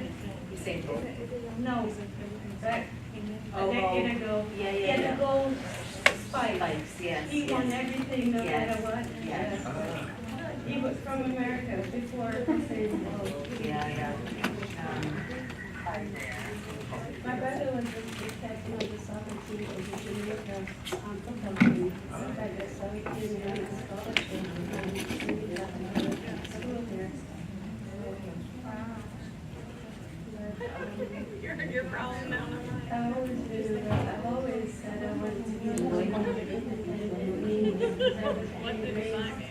and he would always say to me, oh, 7 you brothers, don't come have on. to worry about anything, Awesome. your family will take care of this, or, you're gonna marry some rich guy that's gonna take care of it, and I used to resent it, or they're gonna say, oh, you're pretty, don't worry about it, and I said, I have intelligence, so I've always fought against that stereotype, and I've become, in my career, the opposite. Every system is the color is perfect, because I made sure that I worked with 15 male advisors, 0 females, and I made sure I worked everybody with adoption every year, just so I could get the respect that I deserve. So, Good. I've had to So hold my own. you're into finance? So you So know everything. That will be the 30% that you will pass very easily.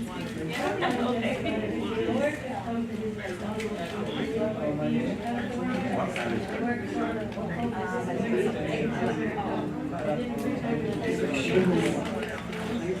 I've been blessed. I don't know the children with my health, but I never get determined what I decide. I didn't use it as an excuse. I still wanted to be independent. I'm not going to go for anything. I'm trying to make sure that I can do my own. My daughter's been gracious. I lost my fiance 3 years ago with cancer, eyes cancer. He was with me and was foundation. They sent him downstairs because he was in stage 4. So you know, my world became, I was in a retired family, so we could travel the world and live together. And here was the second thing, so 20 years later, I shut down and said, 2 years before I died, I ended up with that marriage, he wanted passes to, with all that time, already like that. And she I go on my heart, and she does the same thing.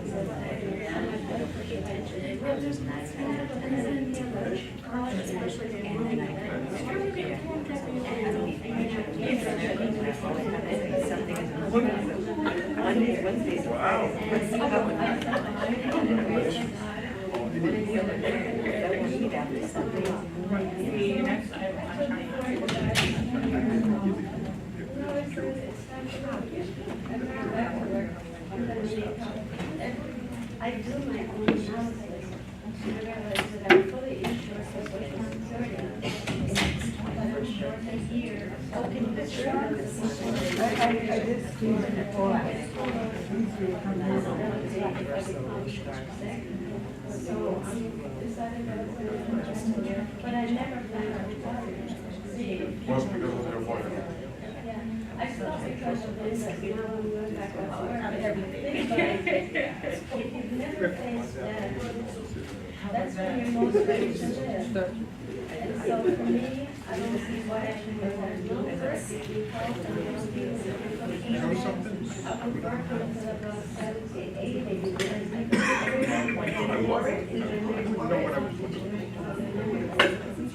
they sit there just waiting to die. And you're ready, you have to be productive. Last thing you're ready.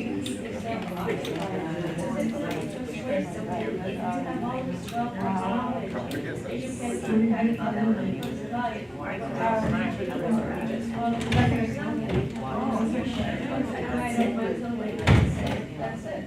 There's no point just sitting there. You know what, for instance, Spain to the US, Chile, my Colombia.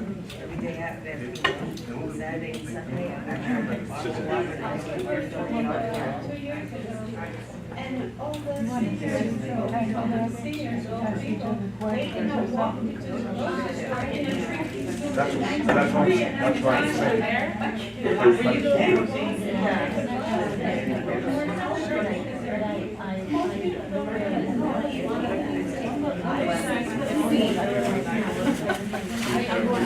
Okay. I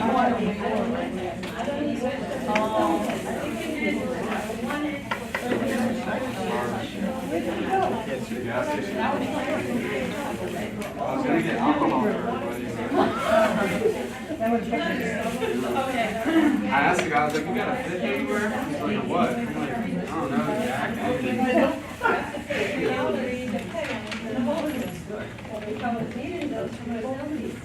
One of the single most important things you do for yourself is to make sure that you get a nutritional.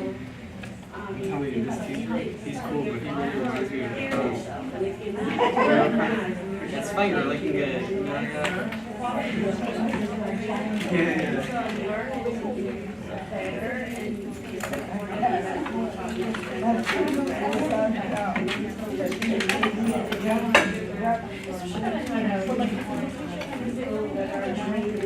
Less than the one. You know that's the worst thing. I know, it's a sucker. So you're gone.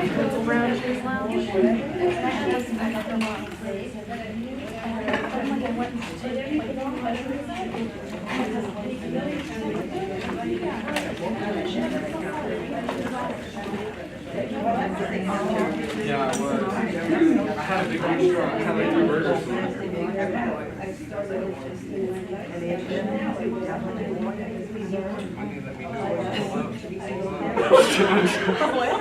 Alright, no, I'm just kidding. We'll get here at 4 o'clock. That was gonna be like, we're gonna walk out. Yeah, we're ready, man. We're ready.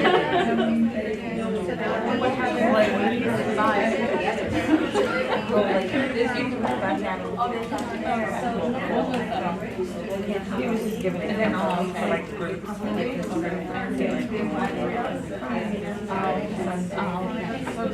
brokers cooperate by the group license is held by one. But he's like, multiple licenses is what's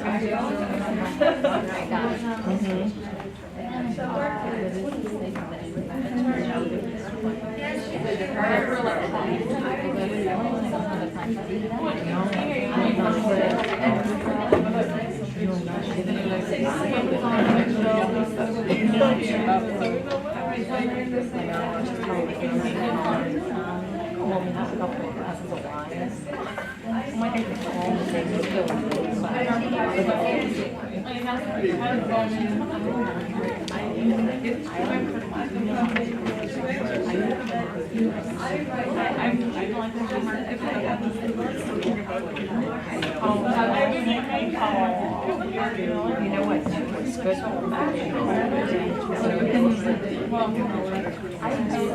I did the post.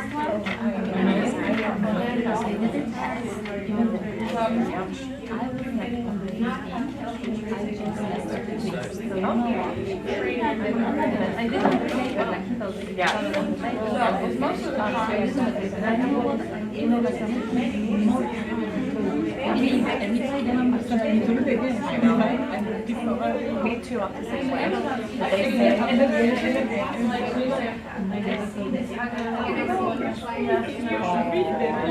Oh, no. As long as you don't get out, as long as you need to. So, yeah, I think that it would be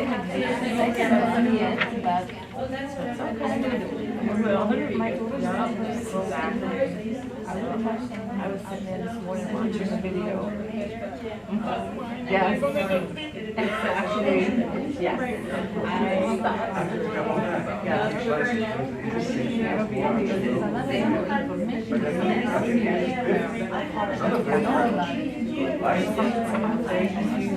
But it's 14 hours trading.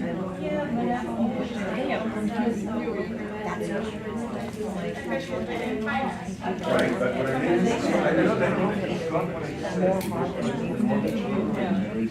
I read about this 14 hours. I know a little bit about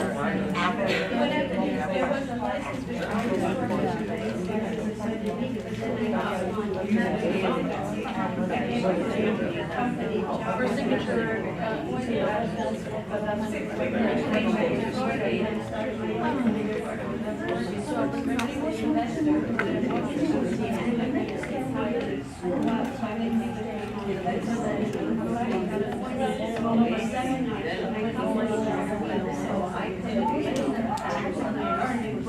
Man, I used to love those days. We used to go to school, I had no money to do anything. I lived in Philly and Delaware. I used to do my, I live in the city, so all my teachers lived by me, and I would shovel off their cars. Well, I had great grades. I told them, don't worry about the money. I said, I'll shovel you out every snowstorm for free. Just make sure that test is good. And I passed with all these. Never studied nothing. These got me passed,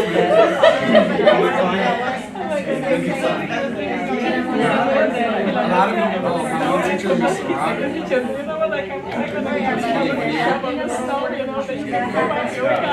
She's my English teacher. This was cusp of if I go to ninth grade or eighth grade. That's great. A little harder.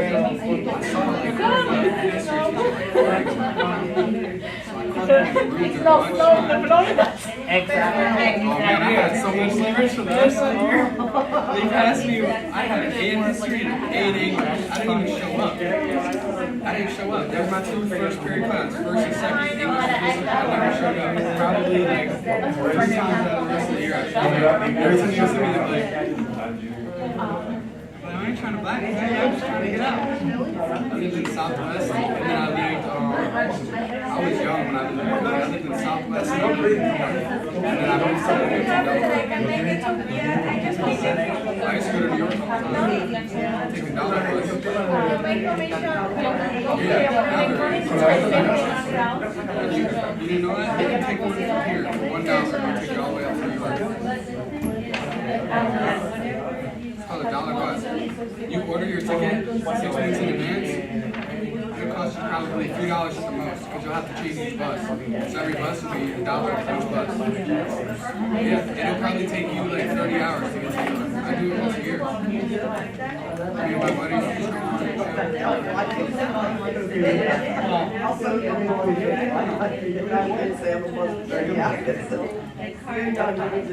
We do it because it's a bunch of my buddies that are together.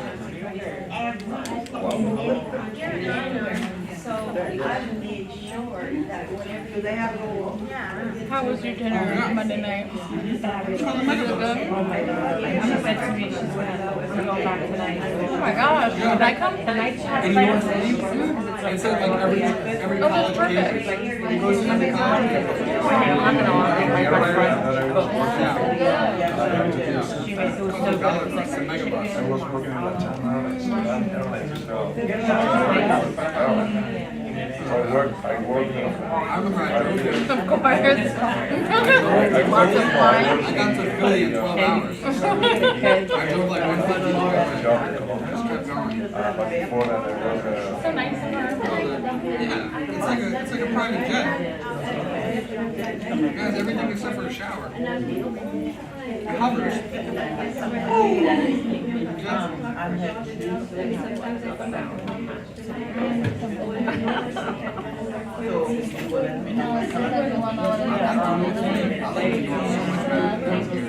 I was born here, but just other people you can actually start a conversation. Go to a bar where somebody's been here all their life, I guarantee you. I guarantee you. You want to leave that place, you're just like, oh, that's not funny. Nobody else. I know. Melon has done her lesson.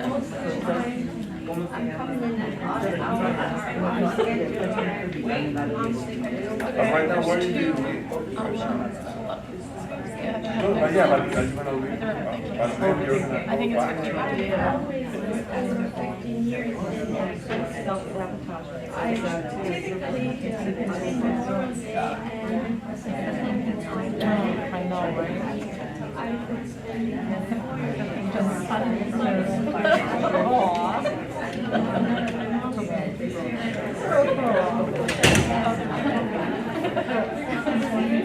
They got off from the side. Yes.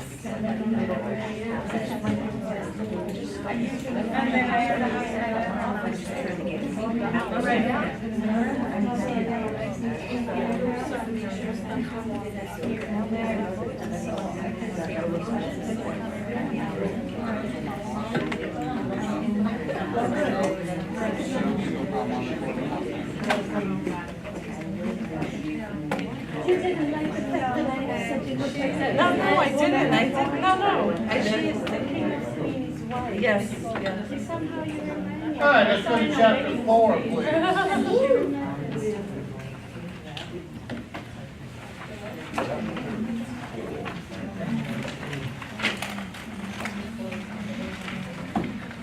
Chapter 4 has a star. Entire chapter.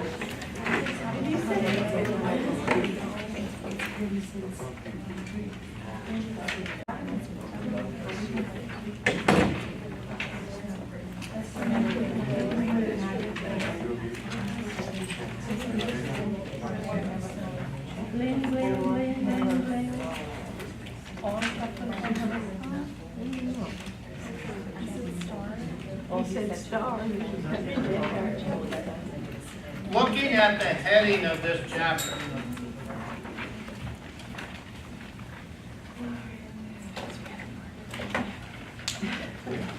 what's this chapter about? Yeah, Closing the deal and doing it the right way. no, The next chapter. Contract. I don't see the word contract there anywhere. And I don't see the word money there anywhere. Relationship. It's ethical disclosure. On, wait. What relationship? Between who? The public and? And the agents and the business, the realtor business. The public and us. Associates, brokers. I'm sorry. My question is, it says authorized relationship. Between who? The license. Principals and customers. associate. The realtor and the entities. When you say realtor, who are you talking about? Sales associate. You talking about sales associate or the brokers? Sales associate. A broker relationships in Florida. Brokers. Sales associate has Let me get some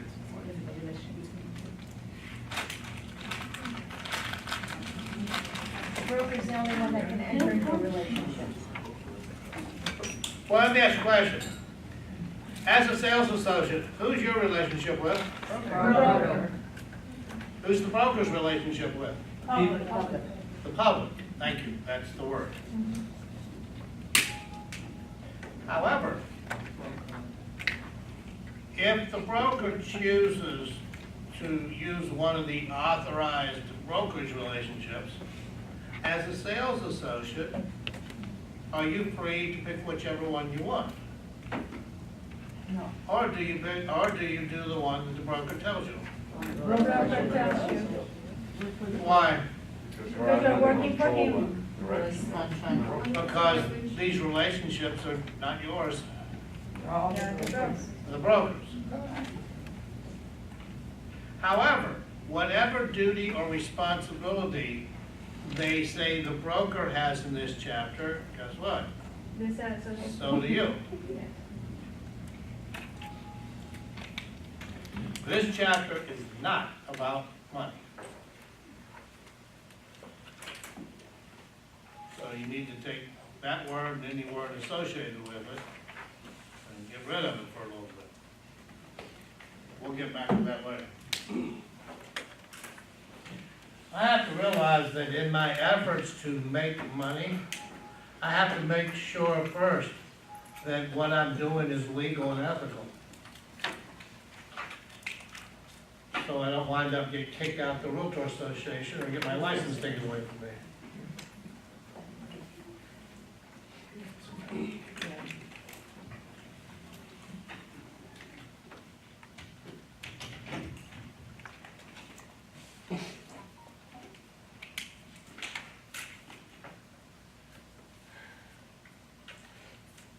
On page 60, it talks about the law of agency.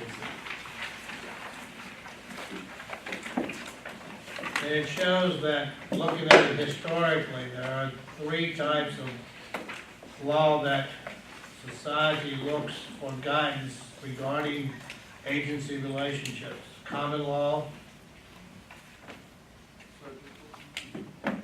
statutory law,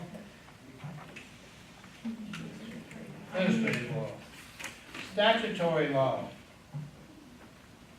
Where would that come from? 455, like 425. The legislature. Where would the administrative law come from? No, it's the administrative. Right.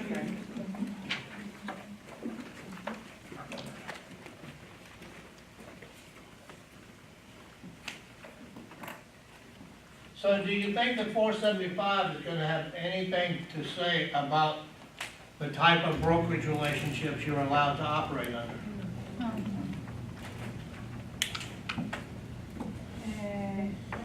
Yes.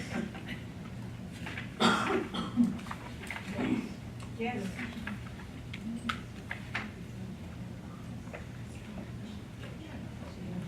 Will FREC have anything to say about the type of brokerage relationships and what your responsibilities are? Yes. Based on 475. 475? Just in case you're not sure.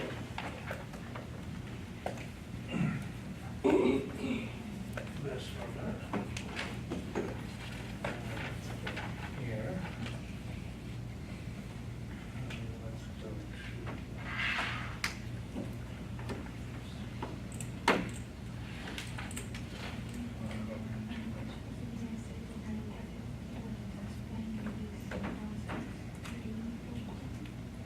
to. Again, there's the department's website. Right here, I'm looking for real estate. looking for statutes and rules.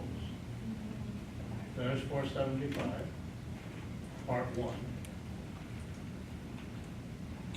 And, let's do it there. When you look at this,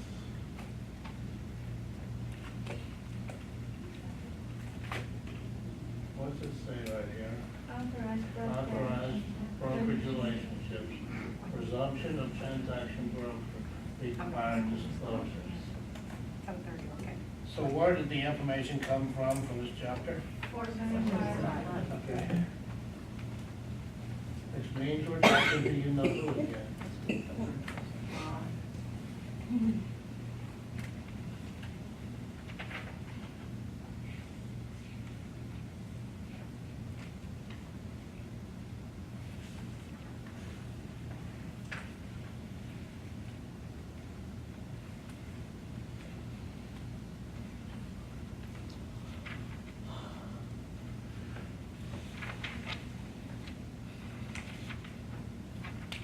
Like never ending.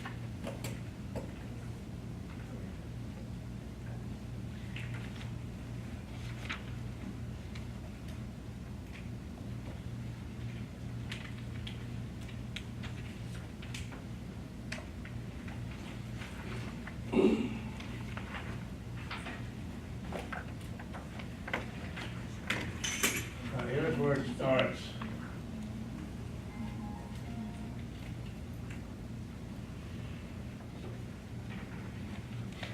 And as it goes through it, Yeah, there, broker. you will see that it even tells you what a transaction brokerage relationship is. And a single agency. They even inputted the disclosure form. If you're a single agent, that form has to be given to any customer that you work with. So if you're wondering why you're seeing what you're seeing in chapter 4, it's kind of, put some meat to it, some interpretation. So just to give you an idea.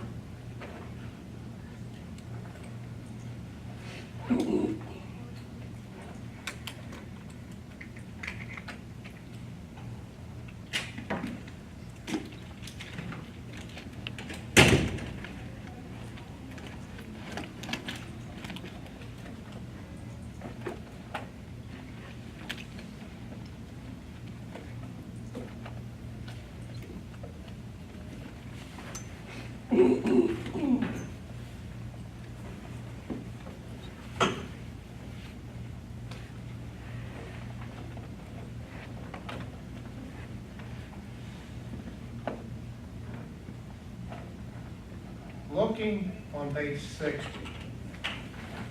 starting with line 22, where it says agency relationships and general business dealings, continue that to the top of page 9. I'm sorry, to line 9 on 61. So you're going from 22 on 70 to 9 on 61. Bracket.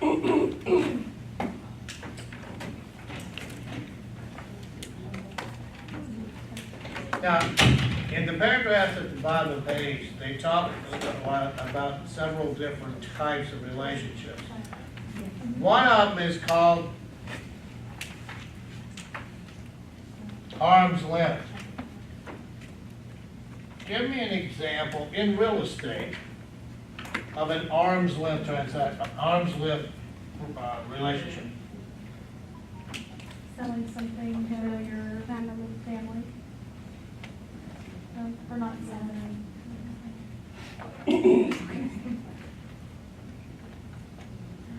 Arm's length indicates that they are friendly to each other or adversaries. Adversaries. Because you're keeping everybody at a distance. So in real estate, give me an example of an arm's length of transaction. relationship between the buyer and the seller? Thank you, very good. Are they not at arm's length? Yeah. Is the seller looking out for the buyer? No. Is the buyer looking out for the seller? No. That doesn't mean they're doing anything illegal, but, hey, I'm gonna try to steal your house, and you're gonna try to make me overpay for it. It's a business relationship. And even that relationship has certain requirements within the law.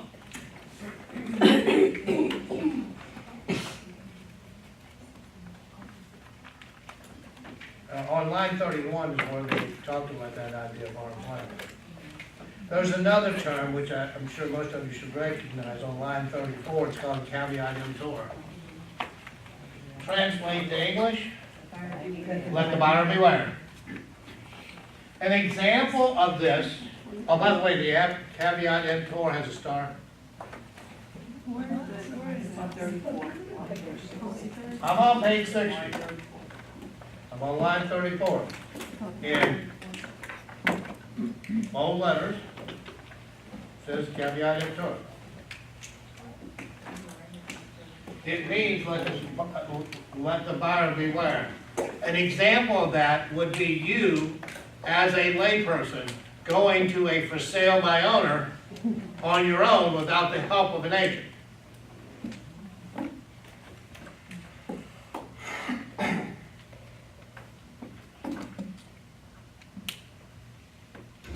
Until probably the late 70s or the early 80s, caveat emptor was the term of the day here in Florida. When I first started, the contract that's now 12 pages long plus addenda, was 2 pages. The first page was all the fill-in stuff, and the second page was what they called the standards of real estate transactions. It was basically setting up legal parameters. That was the contract. And there was one other document, and I only remember one sentence on it. It said, the seller pays the commission. Therefore, everybody represents the seller. So in the state of Florida, until they change that to what you see now, buyers had no representation. They may have thought that the agent that was running around with them was responsible to them, but that was not the case. I will tell you this much, by the time we get through this chapter, you will see that things have changed just a little bit. And for those of you that have practiced in other places, like New Jersey and New York, I hope you brought your volume with you tonight. You need it. Here's the problem. The terminology that we use here has a different meaning over there. I'll explain that as we get to it. So the initial thought process here is the relationship of two people in the public. When we get into the brokerage relationships, then we mix the public and the agent. And there are certain relationships that are allowed. Each relationship has a certain set of requirements in regard to how you interact with your customer. At the bottom of the page, it talks about general agents. Most important note there is actually the last sentence.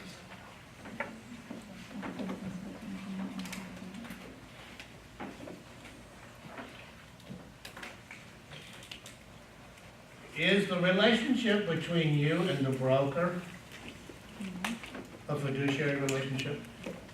A relationship of trust and confidence? Yes. So you are a general agent of your broker, regardless of what the broker is to the public. So there's two different relationships we're talking about. There's the relationship that you'll have with them. And then there's the relationship that you and the company will have with your consumer, buyers, sellers, landlords, tenants. Our focus, obviously, ultimately, is going to be on our relationship, ours meaning the broker and, of course, ourselves. And then at the top of the next page, it talks about a general agent. A general agent is, not general, I'm sorry, special agent.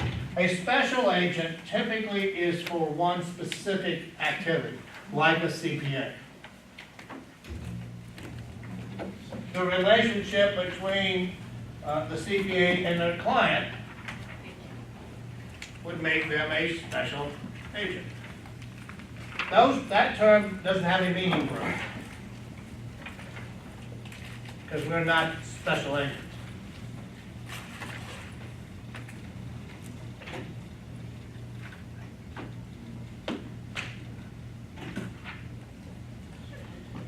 All right, let's take a look at Florida. What we just got through talking about could potentially have been anywhere, at least in the United States. Now we're specifically talking about brokerage relationships within the state of Florida. What types they are, what they allow you to do or not to do, what you are responsible for in your relationship with the public. And that's what we're going to take a look at. Here's what I'd like to do. Let's put a bracket on page 61, starting with line 10 through 17 on the next page.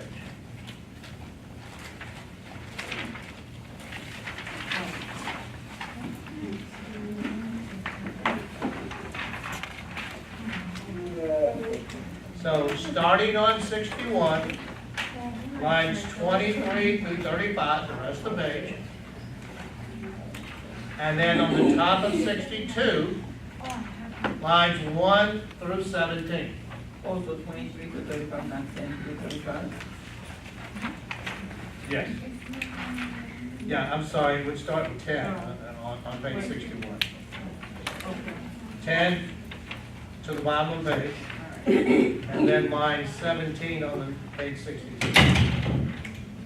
Take a second to skim through that, and I'll take a moment to discuss it, or two.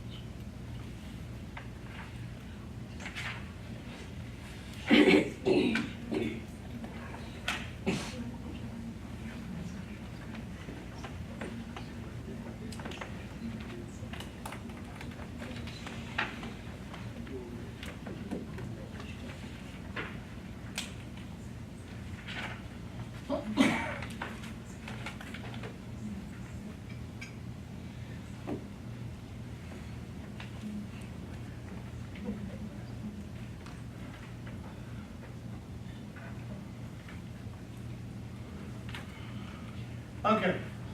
How many types of relationships are there in Florida? Brokerage relationships. 3. What are they?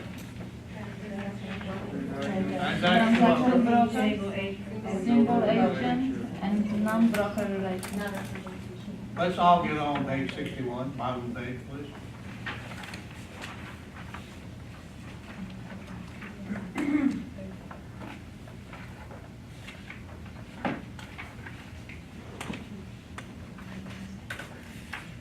Which one has no relationship? The third one. Which one the third, which one of the three has no brokerage relationship? The corporate. The one is represented by, remember. Three. Why is it three? Because it says no brokerage relationship. Then what's the function of a broker in a non-brokerage relationship? Facilitate the deal, that's exactly what it is. I'm not there to represent either party in any capacity, other than helping them put the deal together. Now, what you see here was not the first version of this. You saw in reading that dual agency in the state of Florida is not allowed. Yeah. Used to be, as this evolved from what I told you it was to start with, that one sentence, it evolved to the point where there was single agency. In a single agency, listening, staying on page 61, don't go anywhere. In a single agency relationship, can the broker represent both sides? I have a question. Let me do my quick. Okay. In a single agency relationship, can the broker represent both sides? Yeah. How many of you say yes? How many of you say no? What's the first word? What's the first word in the name of this relationship? Single. Single action. Single. One. If I'm representing both, that's two. I have a question about that. Yes, If a large agency has many broker associates. not yet. Okay, You're a couple steps ahead. all right, fine. I'll get there. It says single agency, people. A single doesn't sound like I can represent both. It sounds like I can represent one or the other. Now, dual agency would allow me to do what? Both. To represent both. But here's the problem that Florida has. We know that in single agency, you have a fiduciary relationship, similar to a doctor or an attorney's relationship. So it used to be that you could simply switch to basically a modified single agency into dual agency. And then the third relationship at that point used to be called transaction broker. And all the transaction broker did was facilitate the transaction. But that doesn't sound like what you read about a transaction broker. Because that's what a transaction broker used to be. Think about this. when they eliminated dual agency, that posed a major problem. There would have to be companies that represented only the seller and companies that represented only the buyer. So they realized that they had to come up with a different relationship that would allow them to represent one side or both sides, without creating a fiduciary relationship. That is called transaction broker. So it is an incorrect statement to say that a transaction broker does not represent either party. They are only there to facilitate the transaction. That statement is totally incorrect. If it ever comes out of your mouth, you and I are going to have a problem. I'll explain why later. So now, here's where we come into the problem. Up north, they still have dual agency. They also have transaction broker. And up there, transaction broker is what we call a non-brokerage relationship. So if you're dealing with anybody that is familiar with this aspect of real estate coming from the Northeast, you're going to have to be prepared to explain that to them what a transaction broker is. I remember when this first came along, I was working for Caldwell Banker, NRT, the corporate Caldwell Bank. And of course, the corporate had trainers all over the country. And when the national conventions came, we always went 2 days earlier. And we had seminars, and they brought in some of the top agents and to talk about what they did as an agent to be productive. And this transaction broker stuff had just come along. And because we had weekly phone meetings, they became aware of it. And I remember talking to the trainers in Parsippany, New Jersey, about this idea of transaction broker. And what I did basically off the top of my head is I gave a list of the duties of a transaction broker. When I got through, they said, well, that's dual agency. Because when you look at the responsibilities of a transaction broker, they're very similar to the responsibilities of a single agent. The one that's the oddball is the non-brokerage relationship. Now, let me try to illustrate some of these relationships we've talked about. I need 2 volunteers. Okay? I need you up front. You know that the Army will never volunteer. You got it, Kirk. Okay, here's what you need to do. You need to stand right here. Right there. You know what? Move over there. And turn around and face me. I need you to come right here. I want you to face the 2 of you. Come in just a little closer. Stop. Now, I want you both to put out your arms and make a fist out of both arms. I don't want you to touch. I don't want you to drop your hands. Now, what relationship is that? Arm's length. Don't go anywhere.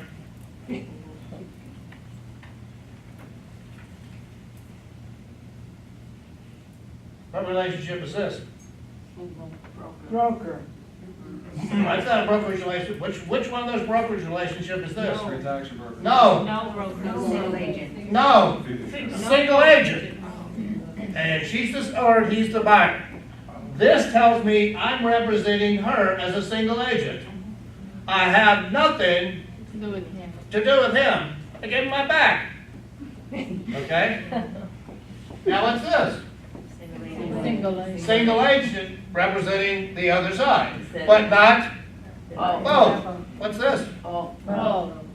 What is it? Transaction broker. Come in and arm's length again. What's this? Non-brokerage relationship. I'm just here to try to help out. Thank you. Everybody give him a nice hand.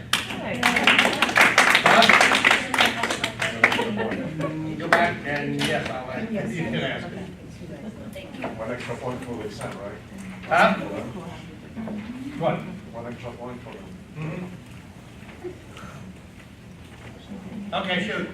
Okay, so my question is, you have a very large agency of many broker associates, and one is representing a seller, and the other one has buyers looking at multiple houses and wants to see the same. What's the brokerage relationship? Well, at that point, it sounds like transaction. We're not ready for your question. Well, then, unless you can have in a single agency someone who is a single agent for the buyer and What she's telling you, she doesn't realize it, but what she's saying up is a situation where the company is a single agency. But one of the sales associates has a listing as a single agent, and another of the associates is working with the buyer under a single agency. My question is, can you do that? Yes. Absolutely not. That's dual agency. Because everything goes through the broker, not through you. But you haven't got that yet. I have done it 8,000 different ways and you still ain't got it. No, there's no but. The relationship is between who? Who did we say the relationship was between? I said it up front. The public and the broker. So what she's saying is that you have a listing agent, two brokers. and then you have a buyer an agent who has a buyer for that house in the same company. Right. Okay. That is dual agency. Even with two separate brokers. These are not brokers, these are associates. sales associates. Because it comes to here, people. Yeah, that is, they both come to the same place. They both come to the same broker. Transaction. Which means what happens in real life, if that occurs, then they have to, normally what would happen, there's several versions, but normally what would happen is they would transition to transaction broker and get both parties to agree that the company will function as a transaction broker for the remainder of the transaction. Because then we can represent both sides. As a transaction broker, we have the ability to represent both sides in the same transaction, not the single agency. And that's an agreement that they have to sign, correct? Nope, No, it doesn't have to be, I'm sorry, which relationship? I the should. transaction. You mean transitioning to transaction or Yes. just transaction? Transaction, isn't there an agreement that needs to be signed? No, not with transaction. In the state of Florida, there is a presumption as of July the 1st, 2008, that unless the broker indicates otherwise, they are a transaction broker. Oh, really? Welcome to Florida. That's why I've been playing with my friends back here from New Jersey, New York. New York, New York. we have to. Now, they have a problem. They have to understand two scenarios. What it is here and what it is in New Jersey. And I've had agents in the past, and I'm saying that for the benefit of anybody in here that's licensed somewhere else. You can't forget about what you know somewhere else. You have to go Florida, New York, and compare the differences. So I expect questions out of people who have some knowledge of this from another place. I expect questions for you that I wouldn't get from anybody else. Because there's no confusion in their mind.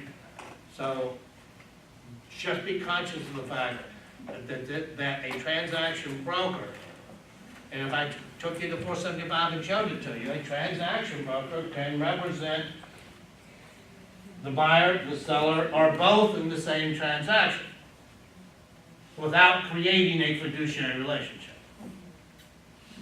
Now, the question of it is, there's got to be something that makes a relationship a fiduciary relationship. When we compare the duties of the transaction broker to the duties of the single agent, I'll show you what part of single agency creates the fiduciary stuff.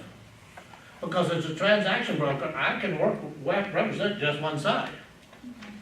I don't have to represent both sides. I like representing both sides. Why? You make more money. Double commission. Two commissions. Yes. What is the difference? Why does the transaction person, why couldn't the broker do both and the transaction person does both? And that's okay, even though it's from the same company? What would be the difference? Everything was the broker. Whatever the broker is what you are. You can't change that.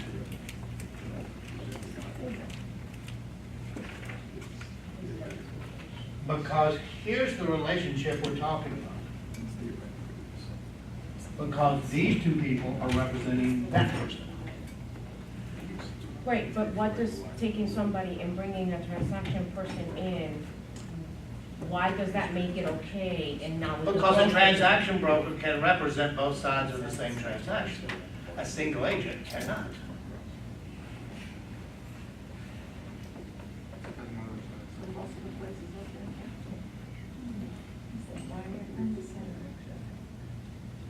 As a customer, I would have a hard time dealing with an individual who was going to be representing both. I understand legally that the firm can, but there's like no one looking after my best interests. Because the broker is the only one that can represent. You know what? We're not gonna do this in this chapter. You want to explain something, I'm gonna explain it. Because it's important that you understand this. Yes? If you're a transaction broker and you can make 2 commissions, can't you also benefit the seller by helping them out on that end and still benefit from the other end? All right, so you can weigh out the options of who you want to benefit from. All right, cool. I simply have to treat both people fairly. Yeah. If I give the buyer a CMA, I give the seller a CMA. Yeah. In a business deal, would you, if you had both, forgetting whatever relationship you want, but you were representing both sides, would you want both sides to have the information that's available For each other. Yes. so that the two of them can negotiate in a proper manner? The car facts. Of course you would. All a transaction broker does, it allows me to interact with both of them without violating a fiduciary duty. When I get to the fiduciary part of single agency, I think you'll better understand. Okay. Or maybe not. Okay, let's go over to page 62. Bracket around lines 18 to 33.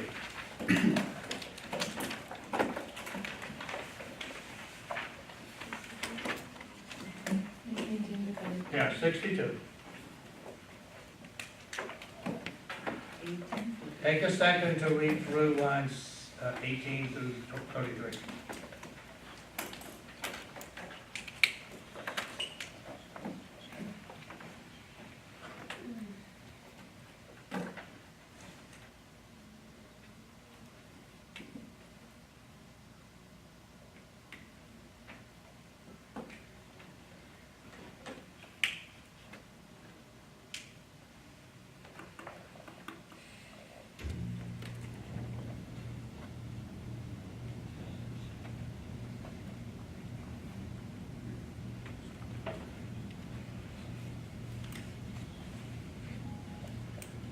I have an appointment tomorrow with a potential tenant who is looking to rent a single-family home.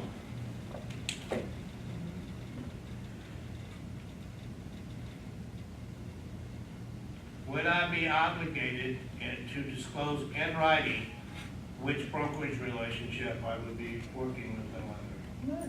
Yeah. Yes. Yes. No. No.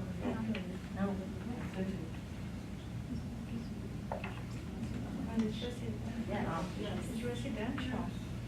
Yes. Yes. I may have to say yes. I may have to, well, here, let me repeat the question. Yeah.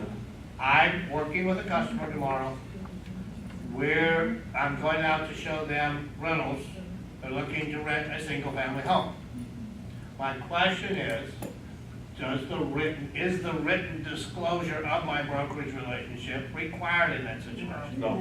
I may have you say no. I may have you say yes. Those of you who said no, you don't have to make the disclosure. Why? Because It's a rental. It's a single unit. Oh, that's right up there in big letters, it says residential sales. What if you were gonna lease space in this building? No.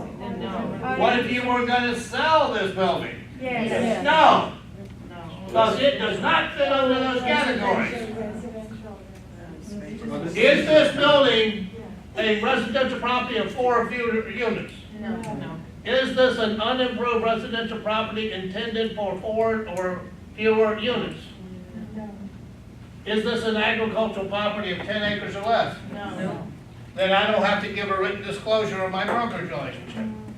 As a matter of fact, you already know that when it comes to transaction broker, you have no obligation under the law to disclose that.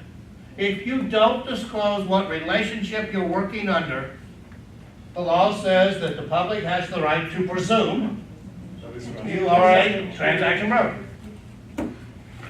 What is there to keep this place from, let's say like I buy this as a as a commercial building, how can I turn it into a residential? Get the zoning changed. So you can zone this as residential and I could turn these into individual? No, you would never get them to allow you to zone this residential, unless maybe you tore the building down and built another big apartment complex like the one diagonal from here. So if I were to rent this office, I couldn't like make it my room, like they would know that I'm using it for personal. They wouldn't know, but. I'll give you 2 guesses on that, and the first one don't count. I just knew about that one. Anything else? It's a little bit.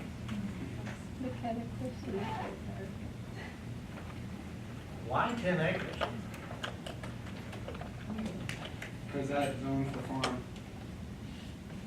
Because whoever had the authority to create this decided that 10 was a nice number.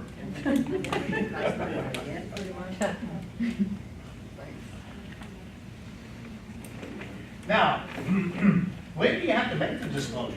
Let's assume you're in a situation where you have to make the disclosure. When do you make it? The answer is you make it prior to the signing of a contractual agreement or prior to the showing of property. So, if you were going to have them sign a buyer brokerage agreement before you would work with them, if you were a single agent, you would have to give the written disclosure if you're going to be showing them anything that falls under that category. If you were taking a listing, would you have to disclose in writing your brokerage relationship before or after they signed the listing agreement? Before.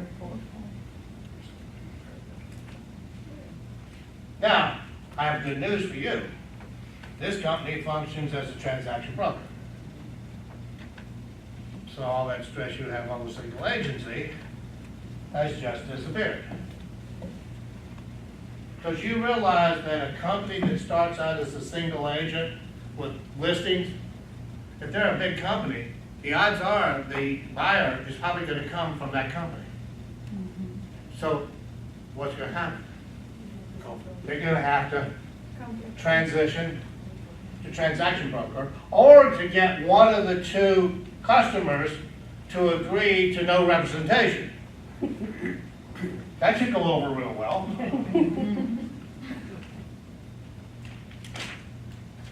That's why a majority of companies, along with the fiduciary stuff, have decided to go transaction brokers.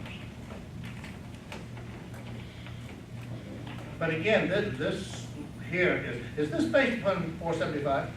Yes. Yes. Oh, okay. How do you know that? Yes. Can you tell me where in 475 it is? Part one. 278, broken 278, 5. Yeah, what's engraved beside it. But that, the .27 is the beginning of where 475 discusses brokerage relationship. All right, let's do this. Let's take a look at what the requirements are to be a transaction broker. Let's put a bracket on page 63, lines 2 through 10.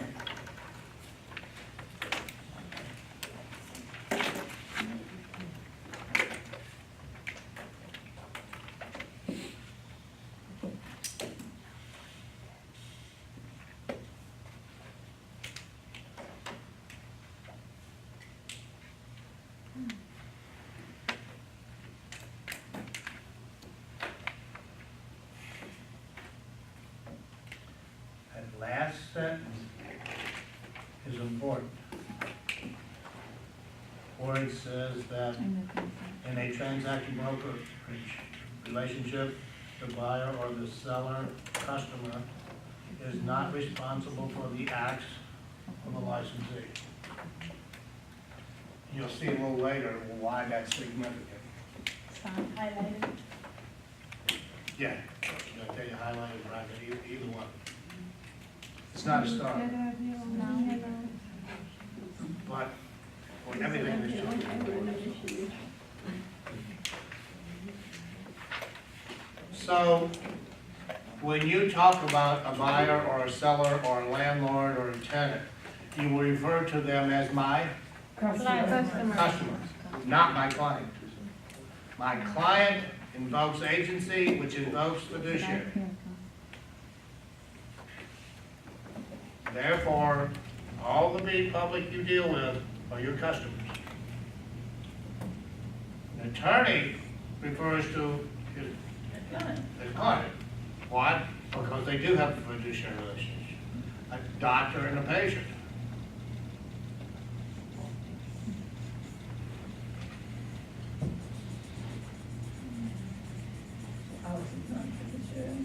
Non-fiduciary, yeah. That's what it says in the paragraph. All right.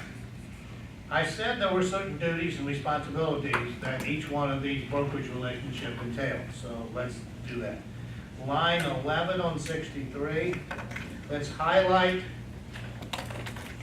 line 11 through 16.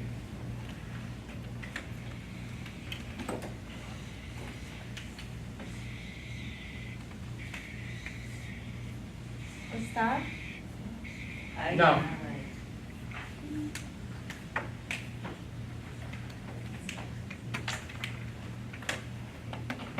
There's not a tremendous number of stars in this chapter, but there's no reflection on how important the chapter is. Now, it said that a transaction broker has 7, was it 7? Yes. Okay, 7 duties to the customer.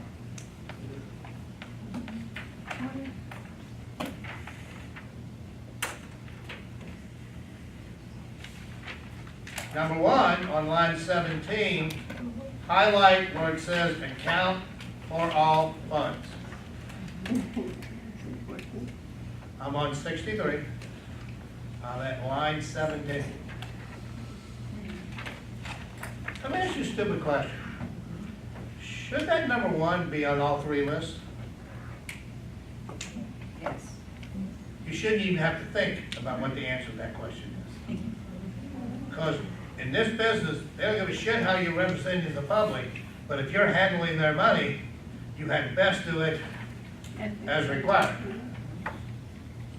The second one, lines 26 and 27, disclosure of all facts that materially affect the value of residential property and are not readily observable to the mind. That's number 2. Number 3 is at the bottom of the page, line 43. Deal honestly and fairly. Now, looking at the first 3, do you think a single agent would also have those duties? Yes. Again, there shouldn't be a hesitation in the answer to that question. So far, there's no major difference here. At the bottom of the page, 4 says use skill, care, and diligence in the transaction.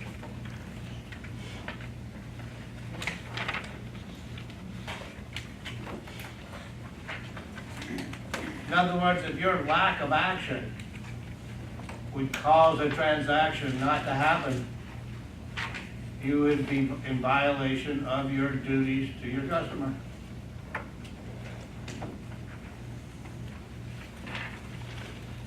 The next one is at the top of the next page, first line, number 5. Present all offers and counter offers in a timely manner. I love it when they use terms like that. The hell is a timely manner? And if I asked you to write it down, I guarantee I'd get at least 15 or 20 different definitions. Number 6, exercise limited confidentiality unless waived in writing by a party.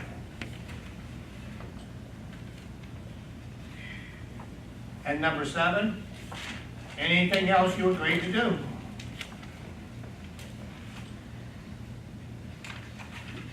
Now, number 1, I don't really have too much to talk about, because we'll talk about escrow when we get to chapter 5. However, I do want to talk about number 2.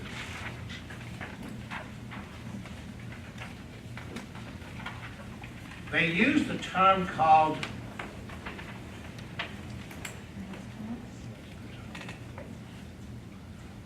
it's called a material fact. What is a material fact? If you were gonna buy a home and there was a property across the street that was undeveloped, but it was owned and was scheduled to be the biggest church in the state, you would disclose that. Okay. But that is an example. I want a definition. A material fact is anything that would legally change, impact the decision that the person would make on whether they would buy or sell. And what would it affect? Value. Value. If it doesn't affect value, it's not a material fact. Oh, okay, very good, thank you. How about this? You know that the previous family committed suicide in the home. You're not allowed to No.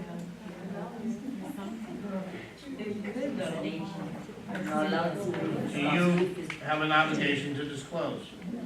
No, No. I say yes. no. That's a tough, I think. I say yes. You know what? It's not a tough question, because the book says it's not a material fact. It is not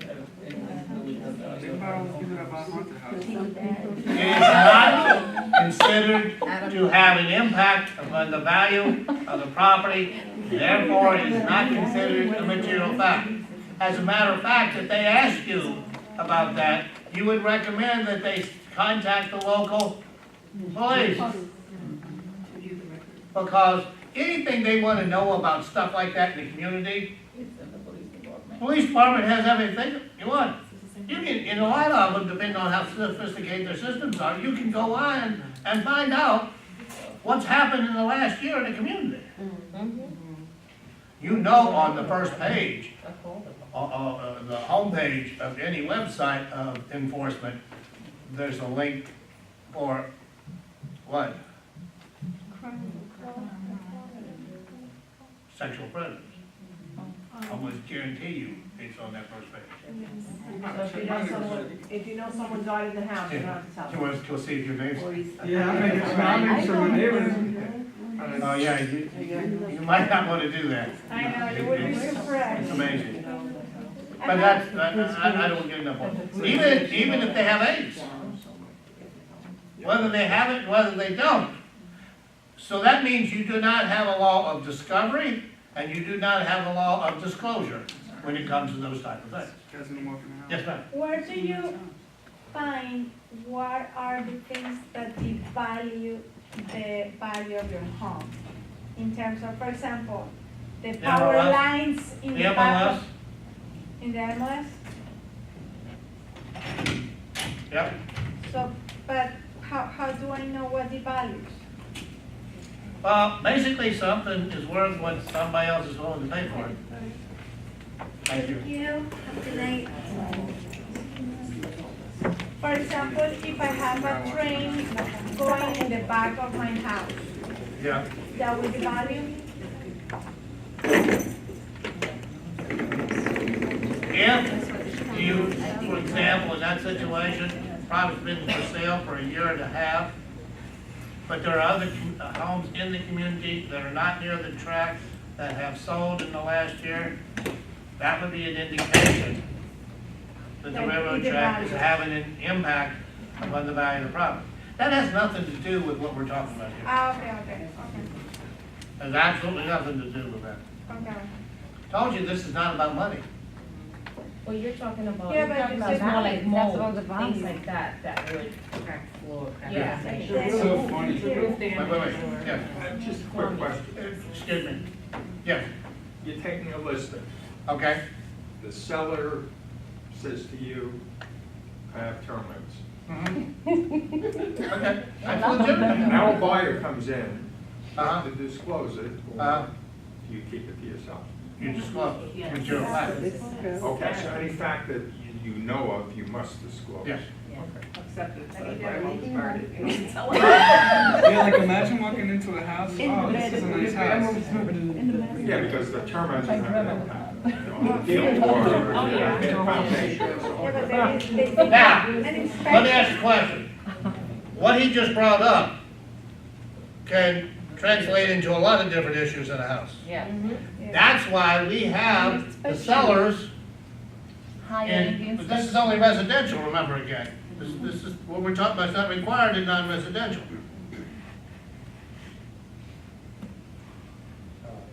We have two documents. One of them says, condominium disclosure statement. It is 5 pages of questions about that property, about that community, about the association, which we have the seller fill out when we take a listing. We also try to make sure that it stays up to date. If not, we go in and correct it. But then when an offer is made, we give it to the listing agent, to the selling agent, when working with the buyer, so that the buyer is aware of any material facts that would affect the value of the property. And then there's another form for all other types of residential. Condo is unique because of the uniqueness of the condominium. The reason it's so important, technically, you don't have to do it in writing. All the seller would have to say is, I have termites in the bathroom. And you could tell any agent or any buyer that came along, there's termites in the bathroom. That's all that would be legally required. But to cover your ass, you want to do it in writing and your customers. Because it shows that the seller made a diligent effort to disclose any material facts they were aware of. So that is an extremely important aspect of the business. It's not a legal requirement, but I think you can see from the standpoint of everything we've talked about, it definitely does protect your customer. Becomes an ethic. Yeah. Does this pertain only to something in the home or on the property? Anything that would affect the value of the property. So it- Like the water treatment plant that's going in down the street. Right. That's why as a buyer, you're working with a buyer, and you know, there's two ways to the house. If you go this way, you go by the water treatment plant. If you go this way, you don't. So what are you gonna do as an agent? You're gonna come in this way and turn around and go back out that way, so they don't see the water treatment plant, so that you can get sued afterwards. Because you intentionally avoided a material fact. So yes, it does not necessarily just apply to the, more likely to apply to the property of the home than external, but yes, external things could impact it, yes. Why not with commercial? Why don't? Because Mom said so.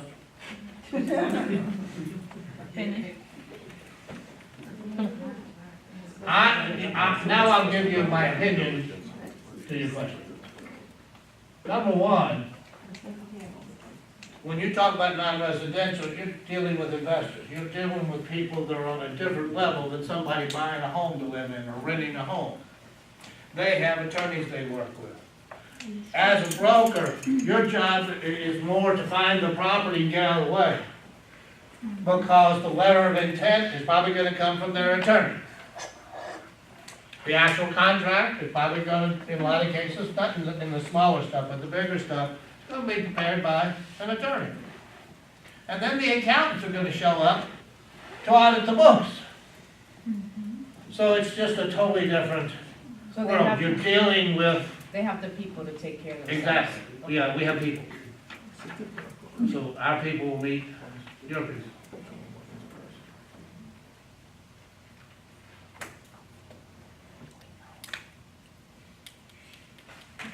On the top of page 64, let's look at number 5.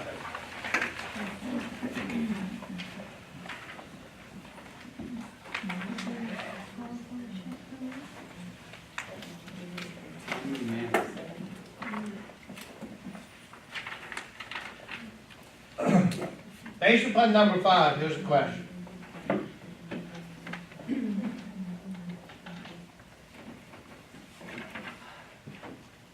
I have 3 offers.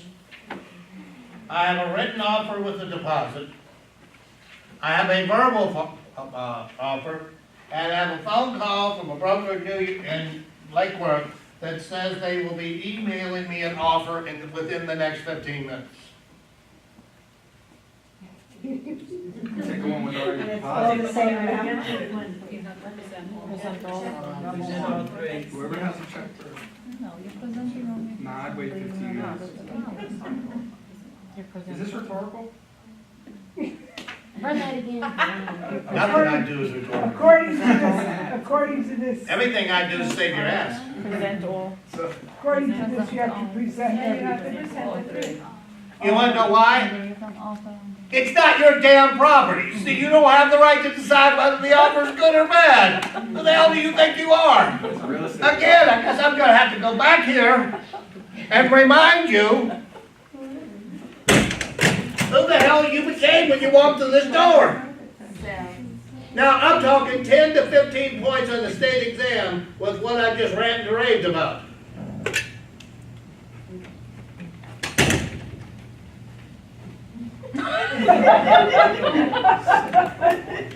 So is it illegal? Is it illegal to try and convince your customer to hold off?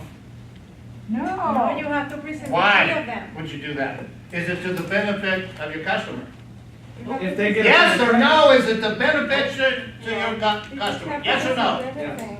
Then you can do it. But I know it's not. So no, you can't do what you were thinking. Damn. Thanks for understanding. It doesn't take me long. Have to realize I've been down this road. Too long. God, I don't even know. I remember one time I taught 27 days out of 30. Wow. That's when I was 32. At 66, yeah, might happen. You need Zale. I did, you know. Nah, I get antsy with a day off. Now, I sit home, I'm like, this is not working. all right, I gotta build something. So which offer do I present? All of them. Okay. Unless the seller has instructed me otherwise. And on our listing agreements, we have two statements that have check boxes beside them. One says withhold all offers. Let me hold off on what the second one says for a minute. When do I stop presenting offers?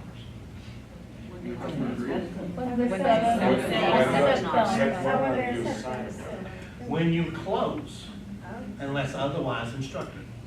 That's the second box. But you keep accepting offers even though. Why would you continue to present offers? If we go Because the from one that's backup already there, the contract that's already there could do what? Can't Blow come up. What about contract? What do you mean? Can you stop when you're in contract with someone? Can I what? Not present any more offers after you're in contract? No, Did the seller tell you not to? no, I guess not. Yes or no? no. No, then you can't. So you still show the property? Yep. That's why in the MLS you put in there backup. Backup offer. Backup means we already have a contract, but we're still showing it and we'll take backup offers. Yeah, That would be to your customer's benefit. That would be a pain in the ass for you. I know. But guess what? Tough. That's what you're getting paid the big bucks for.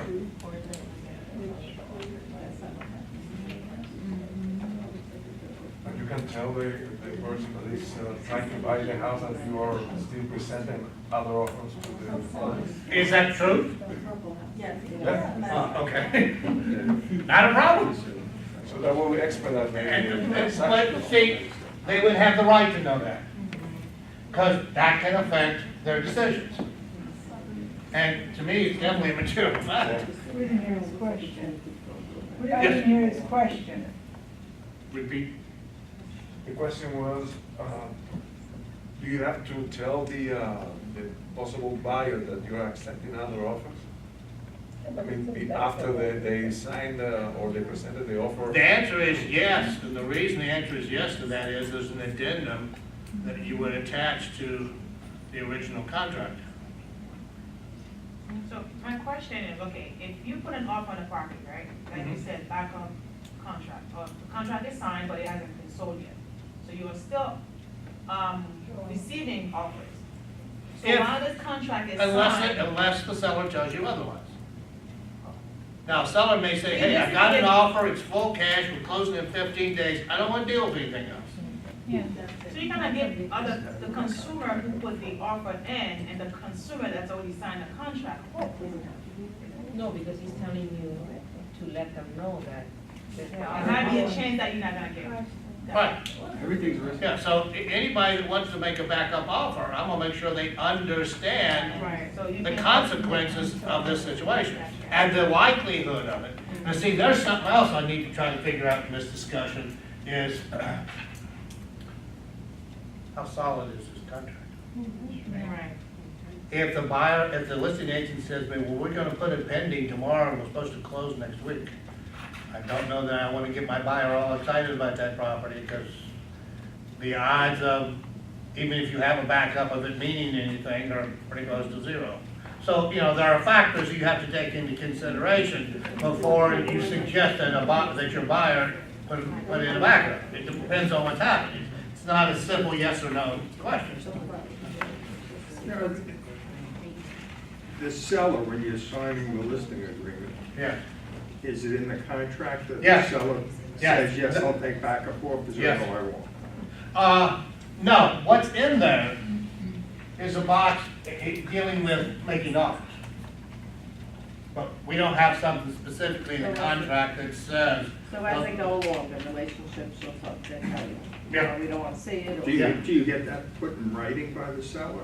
Or, because it's just a verbal In the thing. listing agreement, there are two statements. One says withhold verbal offers, and there's a checkbox. Okay. So if the seller doesn't want offers, you check that box. Then the other one says, no offers to be presented once you have a fully executed contract. And another box to check. Okay. Now, in that case, now, I got a contract. And another contract offer comes in. Now, I can do what? I can reject that offer. Why? Because I got a piece of paper called a listing that says I can. I'm only following the instructions of my customer. So I'm doing nothing wrong. But the customer and I may have a little discussion. I talked to the selling agent, and there's some issues with loan. We may want to consider this offer as a backup and make sure they understand that they can't do anything to terminate the first one, but it might not be a bad idea to consider that. See, that all depends on the circumstance. If versus the one that they're going to pay me tomorrow and they're closing in a week, not really something I want to get my buyer's hopes on for, because the likelihood, we know that it ain't closed until it's closed.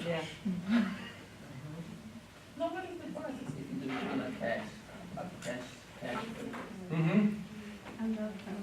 What about it? It doesn't change any of this. Just changes the dynamics of the contract.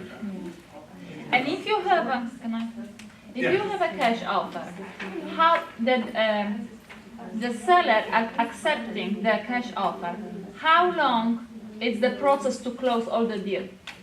Depends. If the seller Anywhere from sell really 30 days to 60 days. Ah, okay. So it's, But if you're smart, you get pre-approved. She no, asked but me if you're normal. buying cash and talking about the cash. Most even cash closings, yes, you're right, they do from time to time, but it's not the most common way for us. It also depends on what you run into. If everything's clean, Right. you run into a problem, a title issue or a permit issue. I mean, I've seen mortgages closed in 15 but everything was perfect, beyond clean, perfect. All right, number 6. If you don't screw this up, we'll go home. If you screw it up, I'm going home.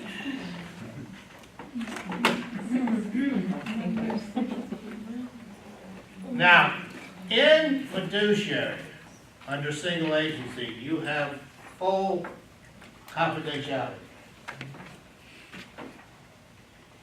And as a transaction broker, you have limited confidentiality. There are 3 things that you have to hold confidential if you're representing someone as a transaction broker. What are they? Using one word, what are they? Price? Terms?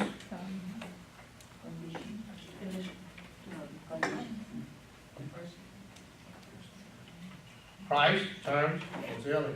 Motivation. Commission. Motivation. Why they're selling. Ah, So do me a favor, give me an example of something that's not one of those 3 that a seller or buyer may ask you to hold confidential. divorce. That's motivation.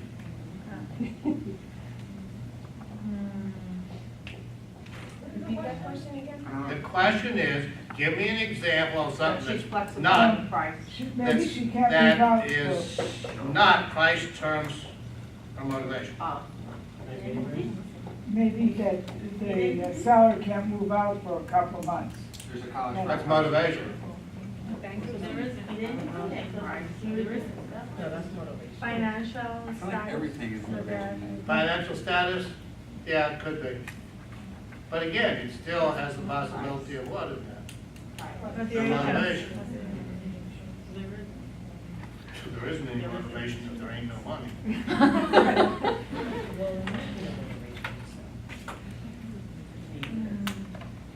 We don't have that.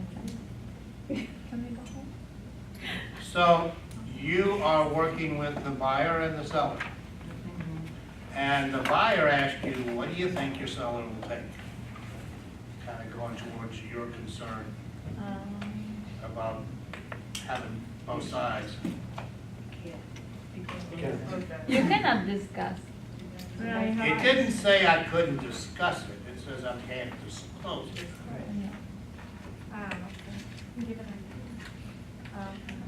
Let me ask you this question. If the property is listed for $100,000, would it be pretty safe to say that the seller would probably accept $100,000? Yeah. How do you know what the seller is going to accept? He talks to you, he tells you. Yeah. You make an offer. You might Because come- guess what? Until you have an offer, you're not going to have an acceptance. So the best way to figure out what that seller is willing to do It's my favorite. is make an offer. And how's the seller going to figure out what the buyer will do? He makes a counter offer. And we kind of basically get him to the middle of whatever that is. I've worked with a couple friends, especially one who's in the real estate business for 50 years. And that's the way he negotiates every deal. He kind of figures out where the middle ground's gonna be ultimately. And if he's buying, he starts low. And he'll get a counter to bring it up and a counter to bring it down. And then Another we'll go with the number, why don't we just meet in the middle. middle? It's amazing how often that works. Yeah, that's what's. Have a nice weekend. Thank you.